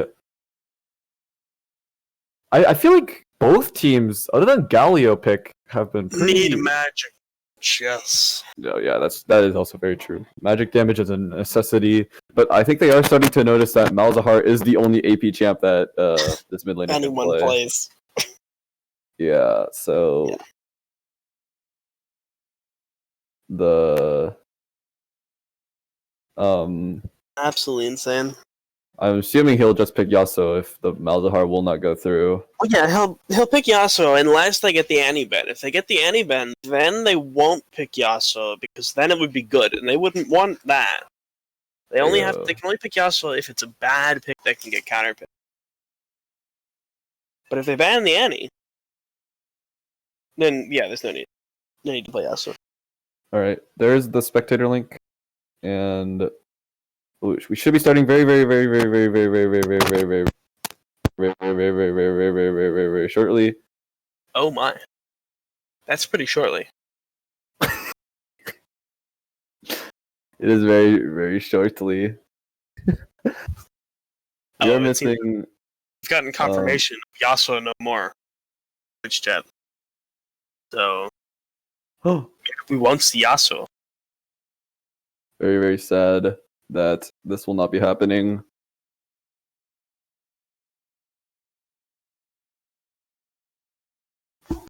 Maybe they won't ban Annie? Wink? We'll see what happens. I mean, if they ban Annie, he just gets Galio. Unless they want to ban Galio as well. Yeah. But it looks like they are going to be blue sides. They are going to get that first pick. But yeah, I mean, I think they could just snag Galio here. So You know what's really good against Annie? Malzahar and Galio. Oh, I thought you were gonna say Singed. Wink. Oh, I mean well. Gangplank. I thought you were gonna say Gangplank. Well, I mean, I'd say it's actually the opposite. I think I absolutely hate playing Yeah, I'm sorry for in bringing Annie, it up. but yeah, it's it's a sore subject, Oliver. You can't be saying that. It looks like we are missing a player. I believe that will be Black Shrek XD Law, a crowd favorite. No! The best top laner this side of the Mississippi. Even though we're on opposite sides of the Mississippi. Well, you are, but I mean, Yeah, me and no. I mean, you are on our side of the Mississippi. not quite. No. Yeah, yes, you are. Yes, you are. Okay. Like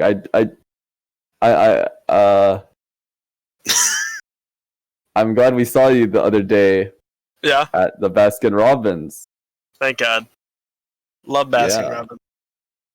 Anyways, back to the draft here. It is going to be Hecarim. Oh, very, very fast bands coming out here. Hecarim, Fizz, Annie going to be coming from Iron 5. And the Jin Vayne, a classic from the Glove Goons. They really like banning out this AD carry. Yeah, we found their Annie ban. He It plays seems. a lot of ADCs, so I very understand the Jin interesting. Vayne. I feel like the Kais is a little strange. I mean, I guess. Okay. Well, it might not But, be Kai'Sa. Okay, it's Kai'Sa. Yeah, I mean. The same 3 champs every single game. I don't know. You're leaving up Ashe. You're leaving up his Jinx. You're leaving up his. Well, Jinx wasn't really a problem, but Annie's good, but like, not as good if it's into a it's not the counter pick. I feel like it doesn't need to get banned every game. Very true, very true. And we are, like I said, we are going to find the Galio pick here, which I was expecting if they were to ban Annie. And I am interested to see what this mid laner plays now because I actually haven't seen Luckily, we've what else he banned plays. Annie and then picked a counter pick to Annie. So. Oh! No That's way. fun. Love a good Ivern. No way. Oh, they picked Ivern is gonna go through. Yeah. So let's talk about Ivern. While this happens, Ivern Pretty good right jungle now. pathing very he just got buffed, so pretty strong jungler. Clear can be very, very unpredictable, and his invades are quite strong, especially since he just one-shots camps. But Lacker's the other side of the spectrum is he really can't interact with the enemy jungler at all. If he does, he's kind of screwed in a way. Mean, you haven't seen my Ivern. Okay, well, I'm gonna ignore what Jackson just said. The resident Gangplank man here. As Lucian is gonna be picked here, so this is a good flex pick here as top and bot mid laner champion. But I'm assuming he's just gonna be a bot laner. Unless they wanted to spice it up with a mid lane Lucian pick. I would love. Ezreal is gonna come through onto Iron 5, so now they have this Ezreal Galio that we've seen from the Glove Goons that they have been picking. But every single game. I doubt it's gonna be Galio support, but Who knows? we'll probably just see Galio mid here. He can be flexed pretty hard, but yep, there's gonna be the Nautilus, basically solidifying Galio into the mid lane. But Nautilus again, like look at this pick, the Ezreal now and the Nautilus. So much singling down one guy and just one-shotting him into oblivion. If we've got the same team again for Iron 5. Crazy how that works. Now, red team, completely new draft. Oh, 3 new there's going to be a Thresh. So Thresh is also a champion that can play safe or play aggressive. It's whatever he's feeling. So whatever, when it's a Tuesday, when it's a Thursday, when the moon is aligned with Saturn, when it's not, when the stars have aligned, Thresh can do whatever he wants. To ban Volibear here because their Volibear hasn't really been doing much, but maybe I'm wrong. Oh, the Evelyn ban is going to come through instead. I don't really get it because they play Evelyn. Oh wait, I mean, he could play Evelyn, but recently he's just playing Volibear. Yeah, I really think the volley should have just been thrown out there, but we've seen Volibear every game, I believe, and we've banned Evelyn.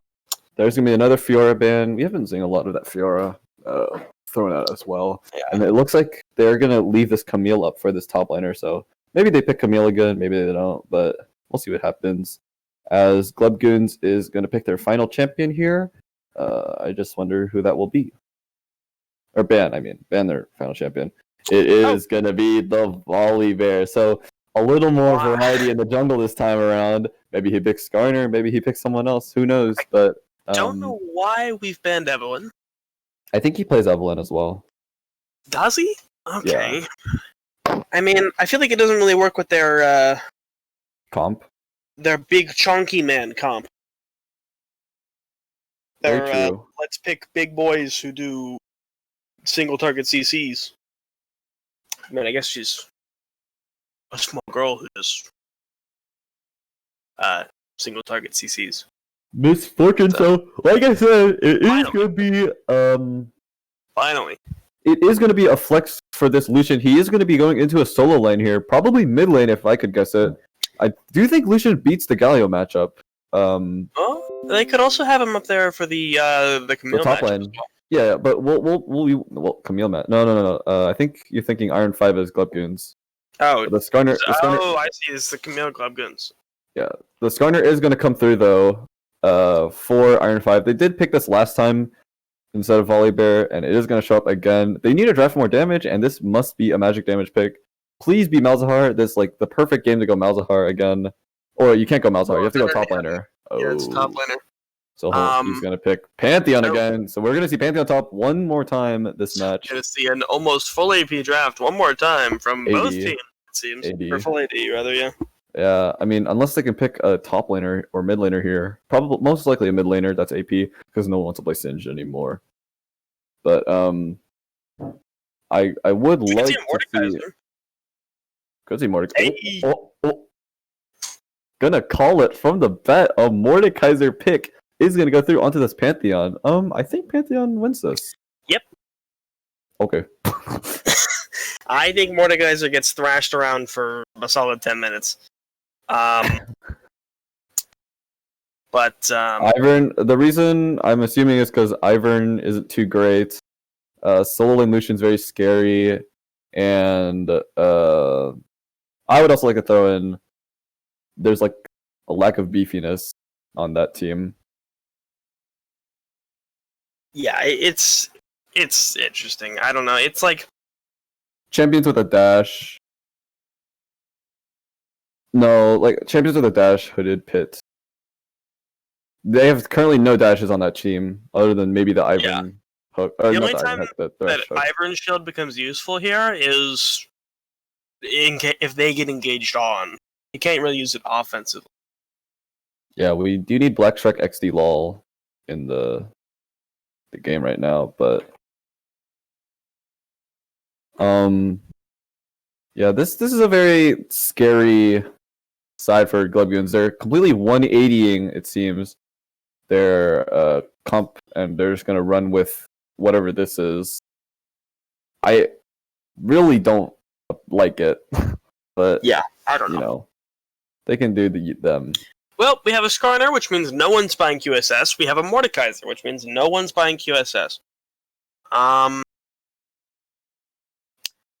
excited for it. Has one AP, which means no one's gonna build extra armor or anything. So, you know, it's another exciting game where no one buys any good items. It's let's see. Gallium mid into Lucian. I feel like that's a secret arm card waiting to happen. Yes, but I do think Lucian does control that lane super hard. Yes. I feel like he just pushes into Galio really fast, looking for a roam maybe if he wants to, or just harasses him more. I feel and then gives Ivern a lot of room to go around the map. Is not going to affect Lucian that much. I all bets are off. I do think Skarner actually here isn't too great because I would like to see more of a dueler jungle into Ivern just to kind of abuse him and like his lack of dual power. Yeah, like I feel like it might not be that good of a pick, but for that specific scenario, Lee Sim would be useful. But I don't think it's that good of a the rest of their team. Kha'Zix would be good, I feel. Yeah, that's what I'm talking about. Kha'Zix, Graves, Elise. Hecarim Graves, I think. For like AP. Yeah. I think Echo pumps out his damage a little too slowly, but just because of W. Well, no. Sorry. I think like to set up everything, his W is like nice to have, but his damage does come out really fast. But into Ivern maybe. Yeah, maybe he could kill Ivern. No, yeah, he'd be good into Ivern. Honestly, we could even see Talia. Oh, you're right. Yeah, just all those AP champions. Maybe not Karthus. I was about to say Karthus, but nah, Karthus is just awful right now. He's just. I think the Singe jungle would be really good here. Or maybe he's better in now. my opinion. He was awful last time I checked. What, Singe jungle? No, that's always been awful. I was referring to Karthus. But 3-minute queue. Let's see. Yeah, like no tanks. At least what Skarner gives is tankiness, but I think he's like one of the worser tanks to be playing right now. I feel like this could just be Nunu, right? Am I wrong? That could quite easily be Nunu. I feel like Nunu is just Skarner but better right now. But the only thing that Skarner gets that the others don't is the QSS tax, but no one feels interested in paying it. So, yeah. QSS is a overrated item. Apparently. No one builds it. No QSSs for the Skarner. I imagine no one will build them for the Mord either. This Galio build pretty much first item Seekers. He won't. I mean, I think the Millionaire has been building pretty well. Well, he's only been playing Yasuo, so it's a little hard to tell. This is true. I will hand that one to you. And he hasn't gotten a Hex Drinker or any game to Annie. So wait, maybe it was the other mid laner. I don't remember now. You might be thinking of Pykeer. Oh, I am thinking of Pykeer. Yes. Pykeer is a good mid laner. Yes. Good on you, Pykeer. You know how to buy the right item. Congratulations. Welcome to the... What's your favorite song? Probably Pirate. Never mind. I don't want to ask you anymore. That's a dangerous question, Oliver. It's not dangerous at all. It's actually a really stupid question. Woohoo.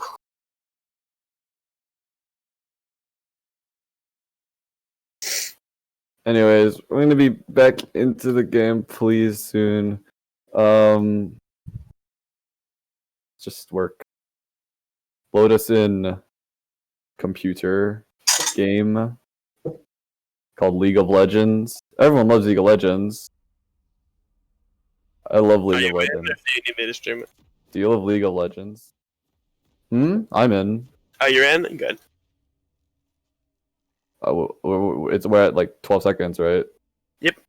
Sick. Okay. Runes. So this time, the Ezreal by Conquer, not Dark Harvest last time.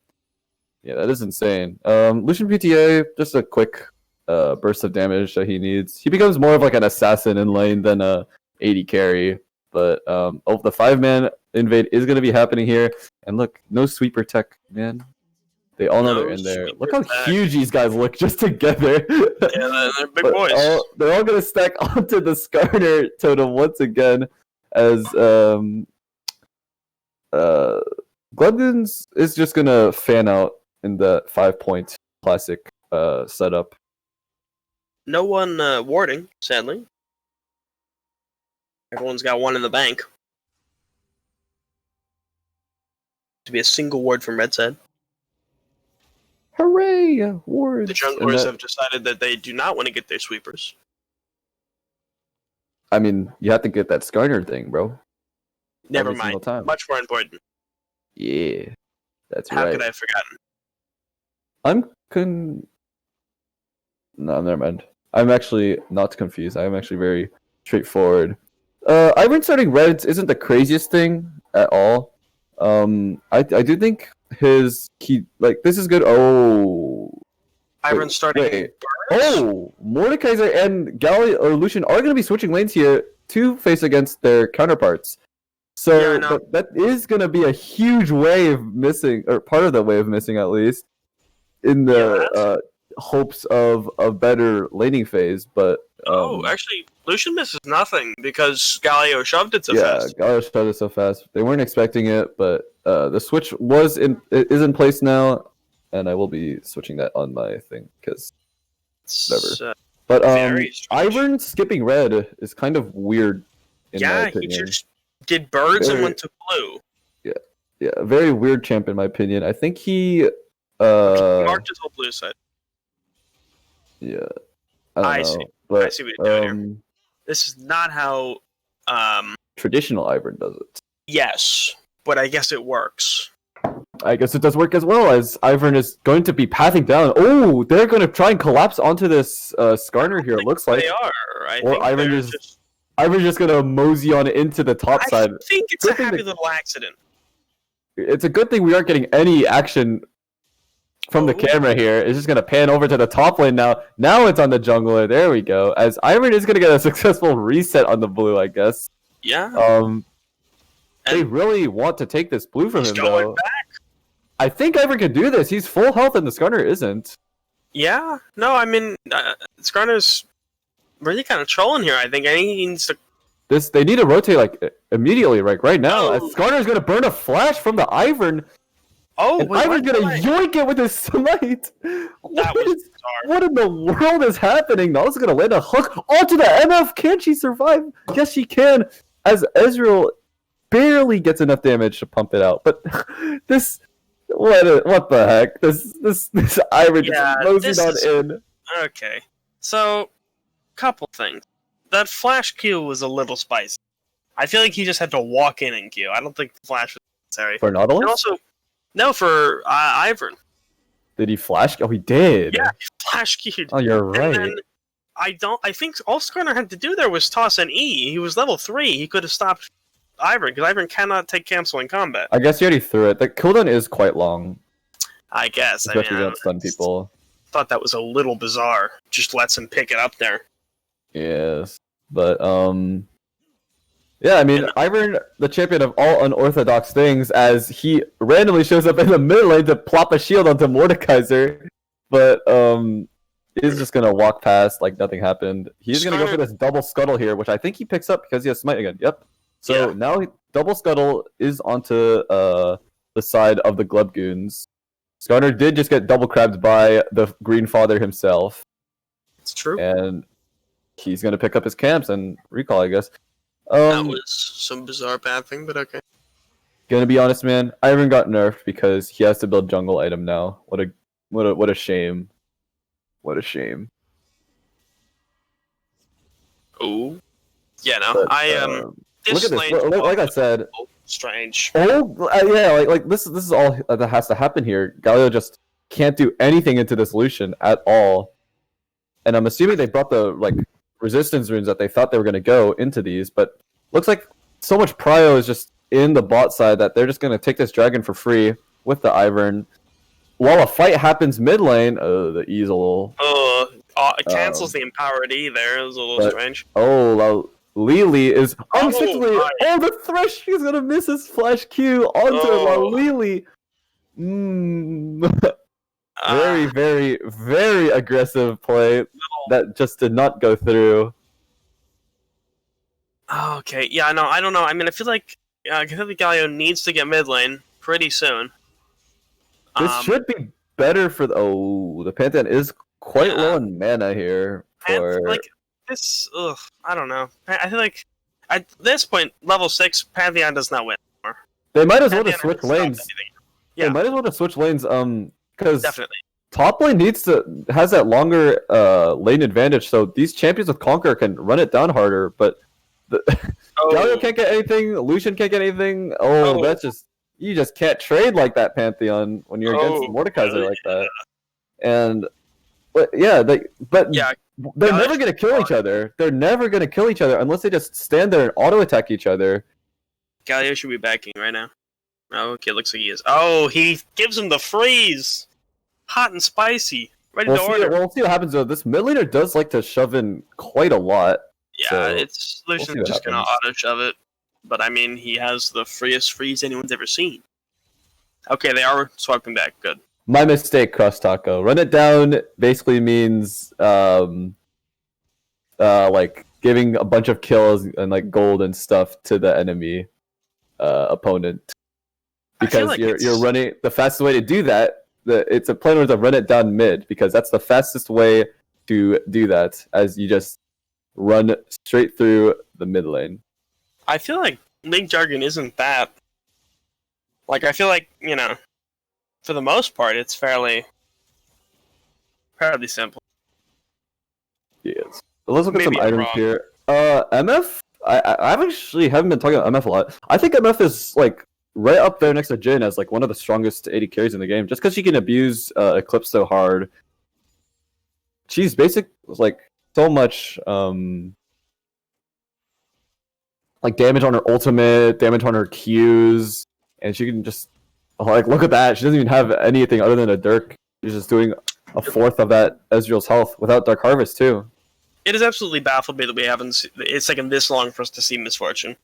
She's been up every single game. They've banned out the other 3 super meta AD carries, and Misfortune has just been forgotten about completely. Mm-hmm. Also, if Ivern had enough for Bandle, whatever it's called, the Bandle Glass Mirror, I feel like he should have just went Mobies, because I feel like Ivern needs to get around the map a lot. Definitely. That pretty much always first item Mobies on. Yeah, that mirror is kind of whack. Little Especially strange. Like, can't get those camps as fast, can't get the other camps as fast. But it looks like Lucian is going to switch lanes again. Yep. Oh, it's because Galio's mid now. Okay, that makes more sense. I thought that looked like Pantheon for a second. But Nalus is going to go for a gank here onto the mid lane. Maybe? Okay, never mind. Mordekaiser's just harassing this Skarner's blue side. He's just not allowed to have the blue at all. And yeah, like we were saying, we seem to have the bot lane, both AD carries, only one. Oh yeah, they're just left alone as the Herald is going to be taken here. Yeah. But can this be a fight? Actually, I don't think it will. Really, as Herald, it will fall. Threshford's going to miss that hook again, and so is Mordekaiser. But they are going to get Herald for it. Ooh, Nalus could get caught out here by the Lucian. He's going to hook him. Look at that damage though from Lucian. The Daisy's going to knock him up. The Lucian is going to come through, but it isn't going to be enough as the range is too short.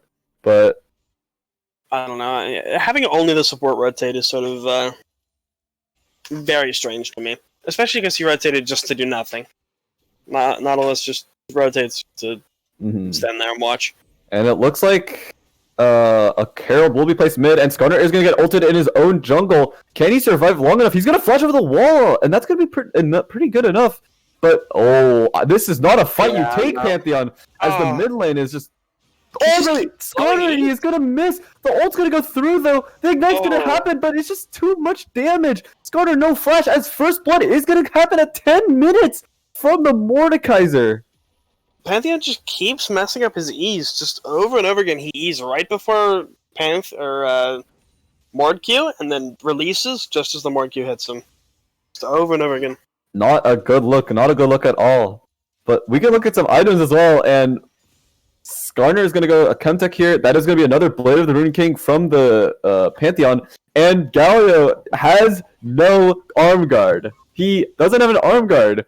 The Ivern is going to finish the Moonstone Renewer, however, which is fairly good for him. I think Imperial Mandate is maybe not with this comp. Maybe Moonstone is a little bit better here, but definitely that's. But no arm guard from that Galio. But the Ezreal is probably going to get mana immune here. Oh, Nautilus is going to get hooked here, and it looks like he's just going to get absolutely picked out here. Unless he could... Oh, MF a smidge to the right, and maybe you would have killed him. Just a smidge. Okay, yep. Gallia has... it looks like another free... Oh, this Ezreal. You do not want to step up to Lucian like that, and neither does Nautilus with absolutely no backup. I mean... yeah, they seem to just be single file walking into the pit, ready to sacrifice their lives for nothing. It's a little bizarre. Yeah, Hextech Alternator over the Seekers. Over the Seekers. Because, you know, why not? Finally, first item for Ezreal. Manamune. Pantheon seems to be going Bork. Yep. The classic Blade of the Rune King. We all love to see it. Yeah. Other than that, the builds seem to be pretty normal. Except for the fact that Ivan doesn't have boots yet. Pantheon just tapping his E a little too fast every time. It's no Dark Seal for Ivan. Usually you get that one pretty early as well. There's okay, I don't think that was necessary. The Ivern. I think that Nautilus hook went wide.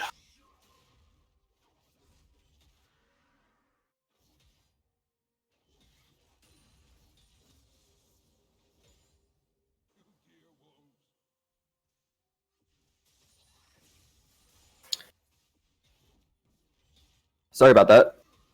Technical difficulty again from my side, but we were just watching Ivan prance jungle. Oh. So I love seeing that. As much. I love Ivern. That's great. Raptors, how's it going? That's what Ivern is like. I love Ivern. Well, Pantheon is going to ult in onto the Lucian and get absolutely nothing. Anyway, seems to be a lot of those. I love Ivern. Seems to be a lot of those random Pantheon ults that fly wide.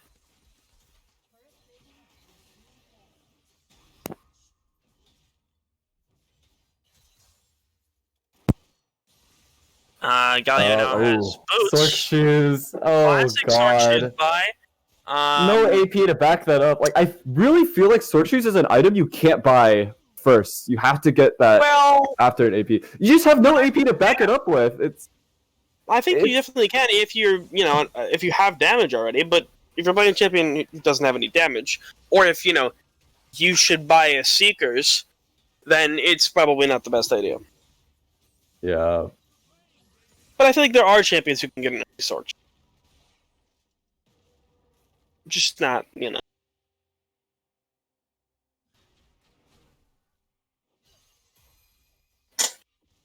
Let's see. Kraken Slayer from the Lucian is going to be pretty standard, though. He just procs so fast with his passive, and the Riftmaker is going to come from Mordekaiser. There's no other item Mordekaiser can really go. Well, maybe Proto Belt, but last patch you could go tank Mordekaiser. It wasn't the greatest, but it wasn't actually awful. I don't know if you can do anything more with the Bami's nerfs, but you might be able to. I think the worst problem about Mordekaiser is he's such a champ. Like he's a stubborn. He's what I like to call a stubborn champion. He can only go one rune set, which is Conquer Domination. You can only go one item path, which is just going to be Riftmaker, Tank Boot, or Sorkshies, and then Demonic Embrace, and Rylai's, and then Zanya's. Like he's a very boring champion, and his build is usually just going to be the same for every single time. So he's very easy to play around, as he just needs to buy these items. So like Force of Nature from the Skarner will counter it. Force of Nature from Nautilus will counter it. Oh, the Flash W onto the Lucian. He's going to get that long flash away, though. And the Ezreal is going to connect. He walks into it. Whew. Well, I think he's trying to run away from it. But 5-manning this Herald. This isn't Baron, by the way. But Dragon is coming up very, very soon. And Daisy's going to come up from the Ivern, as it looks like it's going to be a 5v4 here. Mordekaiser is going to land a hook. Who will he ult, though? The Pantheon, but he's so low health. Can he kill him in time? Yes, he can. And the Nautilus is also going to fall to the Thresh, however. Yeah, I don't know. I feel like I don't know if that was worth. they I think got that's it. worth I mean, it was a 1-for-1 and they got Herald, so it wasn't that bad. And they got Mordekaiser. Yeah, it was Mordekaiser Over, for Nautilus, which Nautilus. is probably good, and then Yeah. they But got Dragon Herald. is up, so If they lose Drake because of it, then immediately not worth it. But it looks we don't like have any timers. it looks like it won't be near. Yeah, 10 seconds, yeah. timers are very weird. But looks like the Dragon is gonna arrive, and it is gonna be up to the Skarner, who is currently taking Raptors. I don't think he knows they're on it. He will once it's Nautilus towards the wall. There it is, and now Skarner does have Flash. I would love to see the steal here. No, he's 1 HP. There's no way. Oh, my 13 God. health on that Dragon, skimming it barely. But it looks like they're going to turn this fight around in favor of it. Skarner on a sliver of health. Ivor's going to get hooked, but Ezreal is in a sticky situation with this Mordekaiser. You just can't let him go like that. And he's going to kill him with the Flash Q. Skarner sacrificing himself to get to this team. Oh my, look how much he's healing so much. Wait, Mordekaiser's shredding through everyone. This actual raid boss with Ivern. So that went from really good to horrendous in the span of like 5 seconds. Yeah, that went from wow, Ivan can't smite to wow, it looks like neither can Skarner. And then it went, oh, now Mord's 1v5. Oh no, and Ezreal's going Triforce. Oh no. Okay. I mean, Triforce isn't awful, but No, it Mord's is. a little chonky. No, I'm almost certain it's not. It gives the mythic passive's near useless. Sunder's I is so much disagree. better in every single situation. Or Okay, Duskblade. I think it's better in most situations, yeah, but I don't think the mythic passive is useless. I think the mythic passive is good. I think the thing that's bad about it is I feel like the Sunder active, the 10% max HP damage is just most of the time better than Triforce. The only time that Triforce is good is if you're going to be constantly auto-attacking. Problem. But I feel like the item isn't bad on Ezreal. I feel like it's just a lot harder to use and a lot risky. But if you can pull it off, I feel like it does more damage. If you're auto-attack. He probably wants to go Sunder. Not sure I believe in his keep Triforce stacks up. Okay, I'm back again. Stupid ass. The post 20 Rift Herald did A nothing. number. Gotta love those post plate Rift Heralds. They tend to be completely useless because people go, "Oh wait, I have Rift Herald," and they click it and die. Or the Alright. Herald dies. Yeah. We still don't have a Seekers. Or from, Grievous. Galio. We Or have one Grievous. Grievous actually. One Grievous on Skarner. Oh, there is the Brambles vest. I know, it's insane. I guess he got walloped by Mordekaiser and decided, okay, I guess I'll buy it. This game is also so far looking like a build difference in my opinion. No QSSs, no Grievous wounds from anyone other than Skarner. I feel like, especially with a chunky Mordekaiser, that Sunder is probably better on Ezreal. Yeah. I feel like, other than the obvious Grievous and QSS, builds on red side aren't that awful. I feel like Galio's has some obvious fusion. Ezreal seems to have forgotten which Sheen item to buy. And it looks to me like, quite possibly, Pantheon is trying to go Sunder again. Uh-oh. Which I think sounds awful. He didn't finish it last time. Oh, the Galio has Harvester. Again? So this game will just be a massive build difference if Yeah, no. it were This to be is a loss on the side of this is lost the shopkeeper right here. Iron 5 here. The shopkeeper Yeah. is laughing away giddily as he is selling item after item to the side Both of teams Iron 5 here. have successfully lost the shopkeeper, but especially blue. Yes. Um, To a gargantuan scale. yeah, that's really something else. I mean, Ivern lost the shopkeeper really early when he bought first item before Moby's. Looks like Dragonfight is gonna pop up here again. But this time, oh wait, oh, they're gonna go for Baron instead, as there are 5 members of Iron 5 on the bot side. There's no wards. There's just no.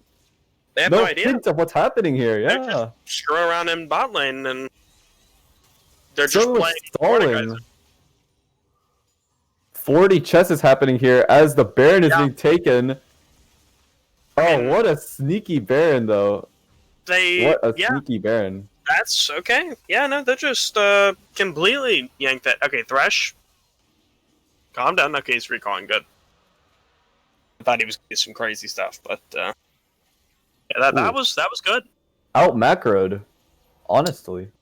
Yeah. I didn't even see it coming. Oh, but I'm still sad. These items from Iron 5 are making me very, very sad, I must say. Incredibly.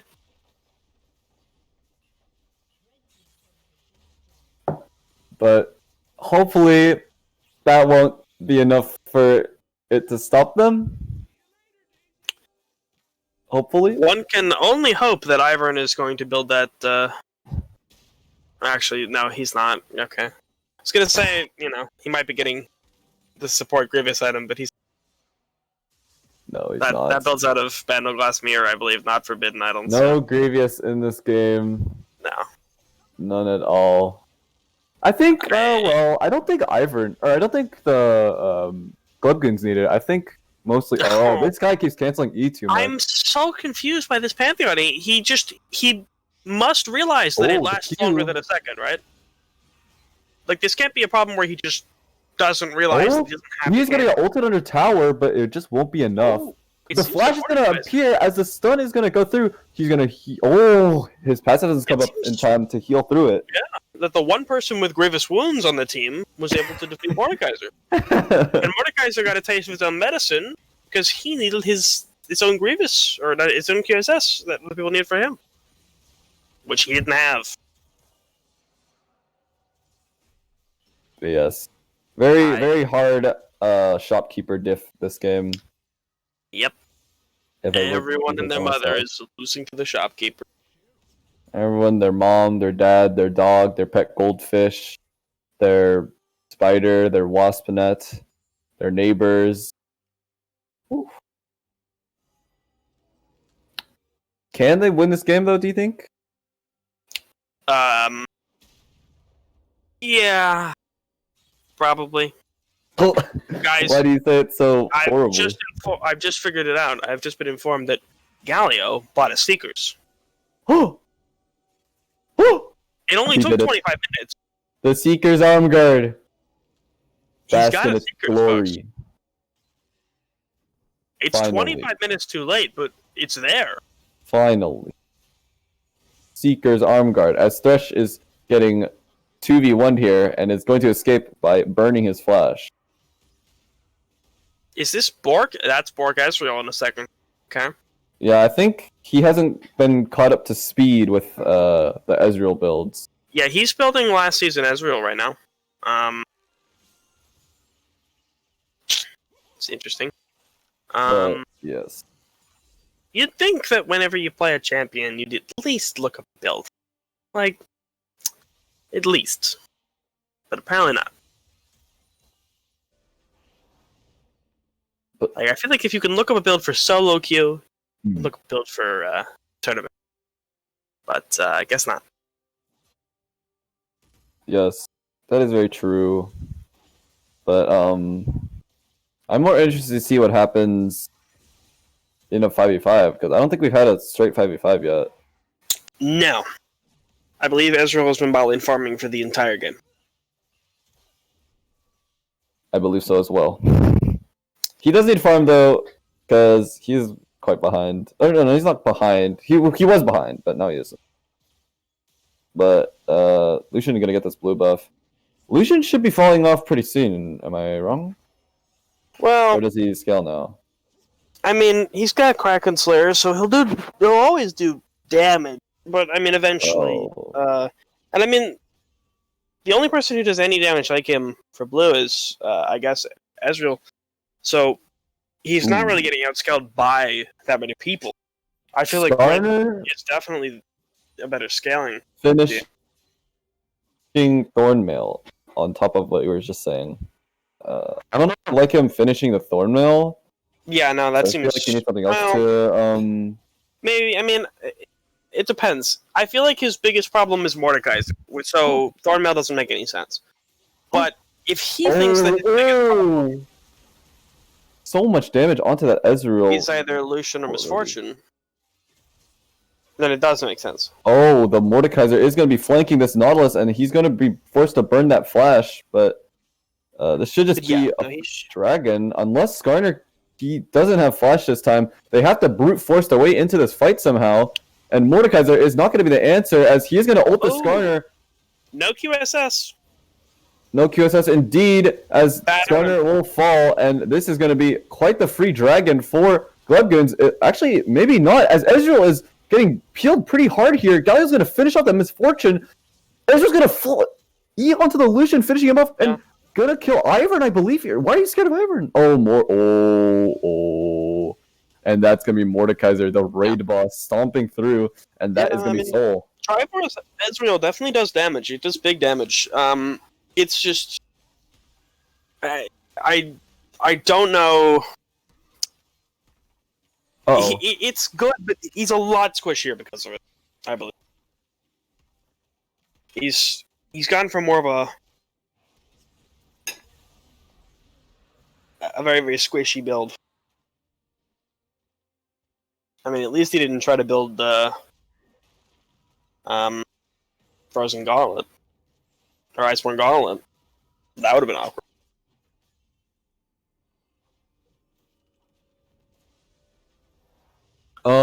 You would have realized quickly that would not have worked. But yeah. Oh, looks like Galio also has a Oblivion Orb now. So now he's starting to go. No way. And Pantheon has Grievous. Okay. Calm down, like guys. They should just be tuning into the stream, it sounds like. It's almost like they're 30 minutes behind on their stream. Yeah, but I mean, it could have been 3 minutes by the time we were flaming them for the Grievous. I see. You know, we were flaming the Ivern pick as well, but it's not doing too horrible now that we're looking at it. I think the Ivern... I don't think the Ivern pick is bad. I think it was the champions they picked for the Ivern that was bad. And also the Ivern not buying Mobies until 15 minutes. Torch is going to land a random hook there. Also this Thornmail, and also this Divine Sunder. I cannot figure out why Pantheon has Sunder. Yeah. It is very strange here, but looks like the Smite is going to go onto the Scuttle Crab, and a Baron fight could be happening here, and maybe not. The Mordekaiser is going to look like he's going to recall. He does have teleport, so not too shabby for him to recall here, but Galio is going to clearing the mid side, and both teams looking forward to this Baron fight, it seems, as they're all just group top, and Mordekaiser is going to go and split to that bot side. I think Galio should... I think they should... I don't know if they're going to start it. It's very awkward if they were to start it, as the team fight is just so much worse at this point. Because of the Mordekaiser, Ivern, somehow doing so much damage. Well, Riftmaker, Demonic Embrace is a lot of damage. And a lot of healing on top of that from Ivern. So he's just like basically unkillable. But yeah, I mean both teams just bumbling around really right now, looking to find something to do. Oh, it looks like they are going to try for the sneaky Baron once again, but this time they will be notified. There is a Scuttle Crab, so now the rotatings are happening. Oh no, Skarner! And do they get Baron in time? The health is losing pretty fast for all that. Skarner decides that they're setting it for Baron. Norris is going to ult him. Galio is going to ult him as well. Pantheon is going to arrive. Ivern is going to fall completely flat. Mordekaiser is here. You have to focus this man, or else he's going to rip through your entire team like so. As the Ezreal doesn't have QSS to survive through this, but can he one-shot the Mordekaiser? He actually is going to one-shot him almost. Oh, he's going to flash the Q, and he's going to go through. Oh, Mordekaiser playing that so well, but I don't think they can do it anymore.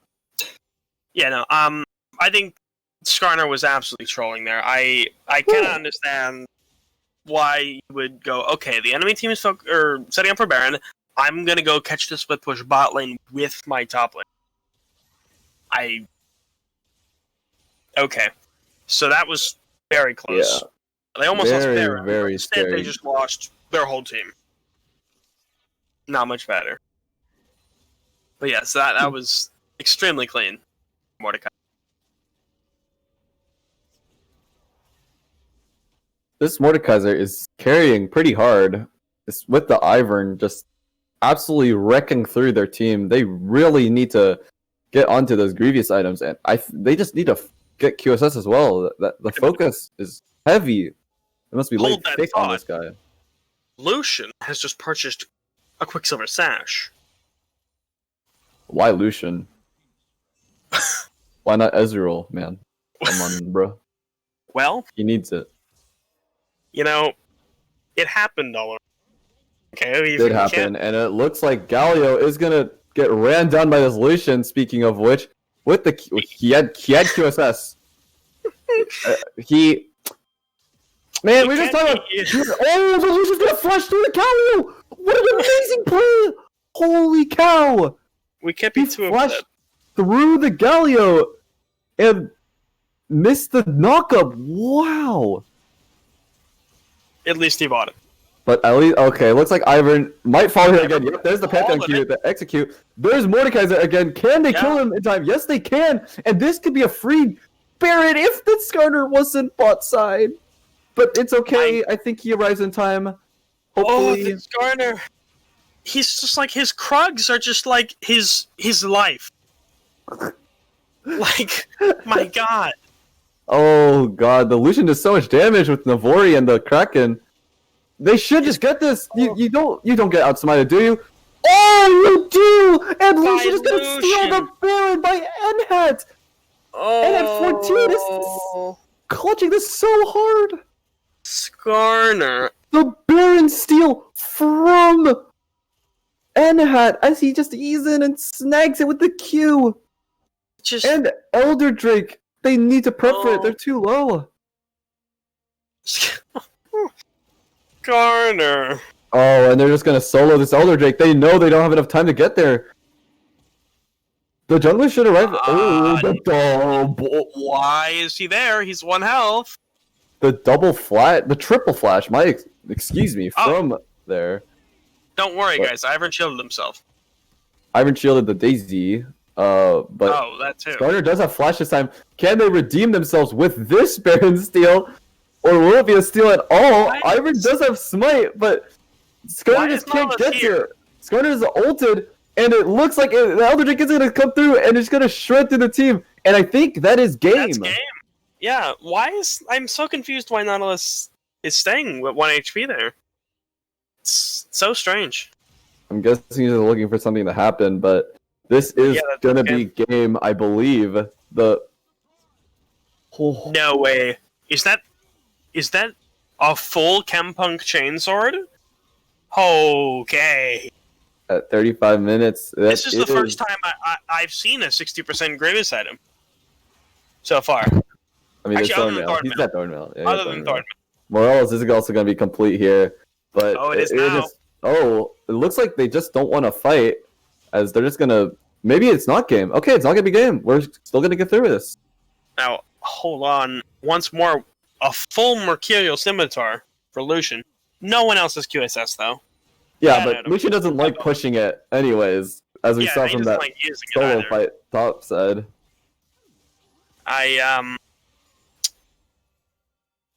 Okay. Yeah. But yeah, I mean, Glebguns just has decided full they- control right now over anything they want at this I point. don't understand. I feel like Why you just are take they- the midwave. Right, oh, what are they doing? Why are I they feel like so you just wimpy? take the midwave, you go for a 5v5. You can't lose a 5v5 They should. because you have Elder. Well, I'm so confused. What is happening? Why does Okay. Miss Fortune need so much crit? I feel like she should go more AD if she's going Infinity Edge or something else. Even. Double crit strike. Oh no, it's because she's gone Collector Infinity Edge. So she needs to buy the cloaks to be able to get enough crit chance to proc Infinity Edge. Oh my. It's so dumb. Oh goodness. Because it's only 55 with the first cloak. She needs the second Oh. one to get to 60. That's Oh my nasty. God. This is okay. Well, hopefully this game's gonna end anytime sooner before the shopkeeper wins its glory as 5 are Right? going down.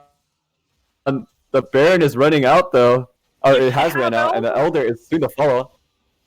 You have Hey. Elder. They actually only picked up Oh my. a tower and a inhib, I believe. This is the. Oh. Guys, the Baron power play where Oh, we no. lose gold. So okay, I see. Let's okay. I want everyone right now to just delete Elder Drake from their mind. That didn't happen. Yeah, what for like Elder the Drake? past 10 minutes, What for the Baron past, as well? for the past 15 minutes, they've just been clearing waves and ignoring each other. Yeah. No Baron or Elder Drake was stolen.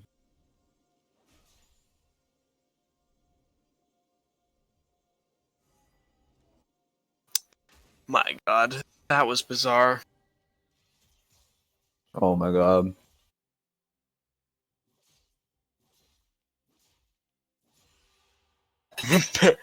Baron Elder Soul power play plus 0 gold. Oliver, you should check the stream. The stream? I love it. Yes. They had the Baron Elder Soul power play plus 0 gold.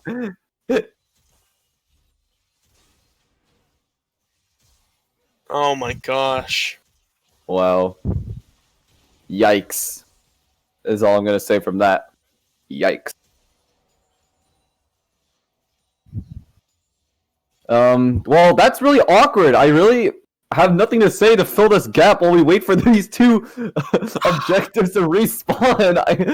Yeah, like, I don't even know. I don't know why we're still here. Okay. What's even the point? I guess Baron is gonna pop up soon. Okay. Okay, well, Mordekaiser's bot side. The game has been so long that he has his teleport up again from the last Baron fight. So He's got a that's gonna be Nash's. exciting. Yeah, he does a lot of damage. Nice. But God. Didn't realize that Mort actually went Nashers that often. It doesn't seem that he does. Most people don't build Nashers on, apparently. But this guy does. Looks like Iron 5 is. Oh, good gravy. Oh, the Pantheon. Okay. The Pantheon Wait. did learn how to press his E longer He than a second figured there. out how to hold E. Finally. Bucia VOD review, $50 an hour. Would recommend. But it looks like the red side does have control of this Baron now because Pantheon needed it back. And there's just too much pressure. I think they have to give it up. Or else Mordekaiser just ends. They either start a fight here, or they... Wait for more down the game. Yes. Okay. And it looks like they're doing neither, and... Or actually, they're just letting Mord end the game. My mistake. Yeah, I'm so... Oh, here we come. Finally. Nautilus is going to get the ult in. Mordekaiser is going to be fighting this Pantheon, though, as He is gonna like, get what is he out. gonna do? Oh, the ult's gonna go through though. I think Pantheon dies. Yep, he does. And Mordekaiser is gonna be backdooring. Can they stop the? Oh, you have to recall, fellas. Oh, that's game. Yep. That is undeniably a good game coming from Glebgoons as they absolutely annihilate the competition here with this pick. The items, man. The items. Mordekaiser Needed with to the itemize X-Peke. a little bit more. The X-Peke. Can he actually pull this off by himself? Oh, he is. Baby, He's the gonna do it. Zanyas. The I love Zanyas. And that's going to be GG. Glebgoons is going to take game 3 to a close of this series. That was Oh, that was something. that was indeed something, as you put it. A very, very scary, horrific game, but Yeah. I won't lie to you. The Thunder Pantheon still scares me. Still sounds awful.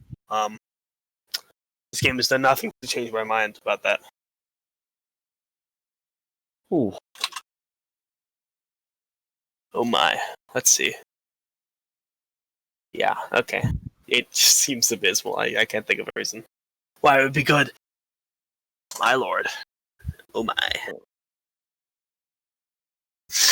Yeah, congratulations to Glebgoons for continuing on the losers bracket. They will be fighting the loser of OC versus Winners Q Angelo. I believe that is Friday, but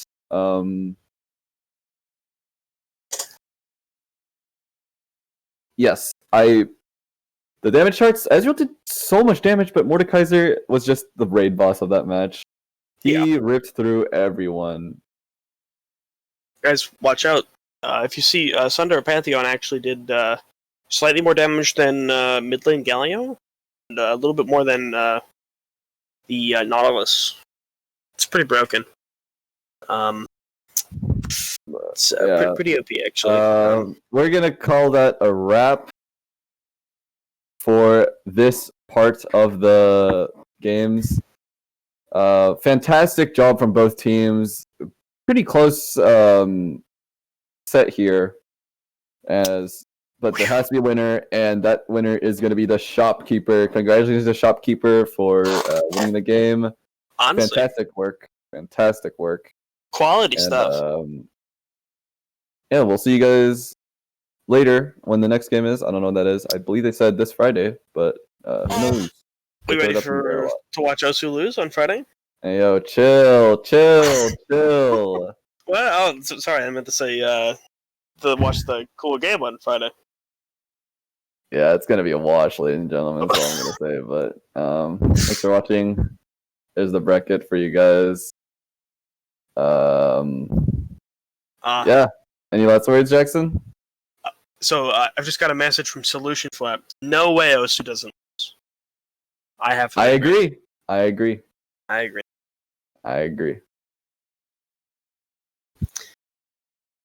Hopefully, they put Busio in the support role as well. That would be also pretty funny. Instead of our mid lane, because that would be awesome. But yeah. See you guys later. Oh my. Well, it's been a year, it doesn't surprise me. I wrapped it up and sent it with a note saying I love you, I meant it. Now I know what a fool I've been, but if you kiss me now, I know you'd fool me again. Last Christmas I gave you my heart, but the very next day you gave it away. This year, to save me from tears, I'll give it to someone special. Last Christmas I gave you my heart, but the very next day you gave it away.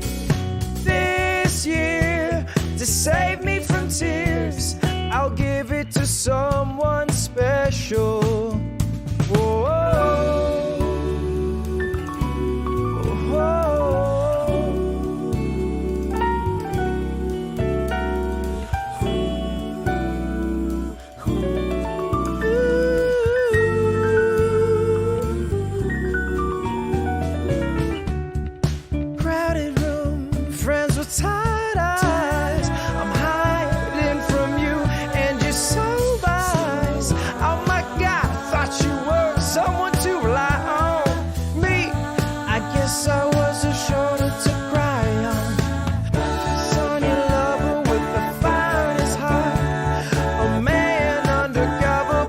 tore me apart.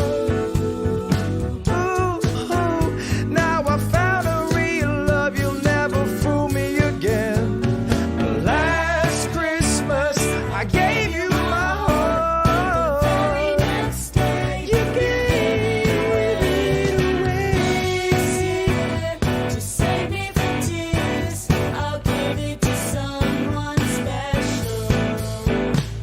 Last Christmas, I gave you my heart. You gave it away. To save me from tears, I'll give it to someone special. Face on a lover with the fire in his heart. A man undercover, but you tore me apart. Ooh, I found a new lover, never fool me again. Wrapped it up and sent it. I love you, I meant it.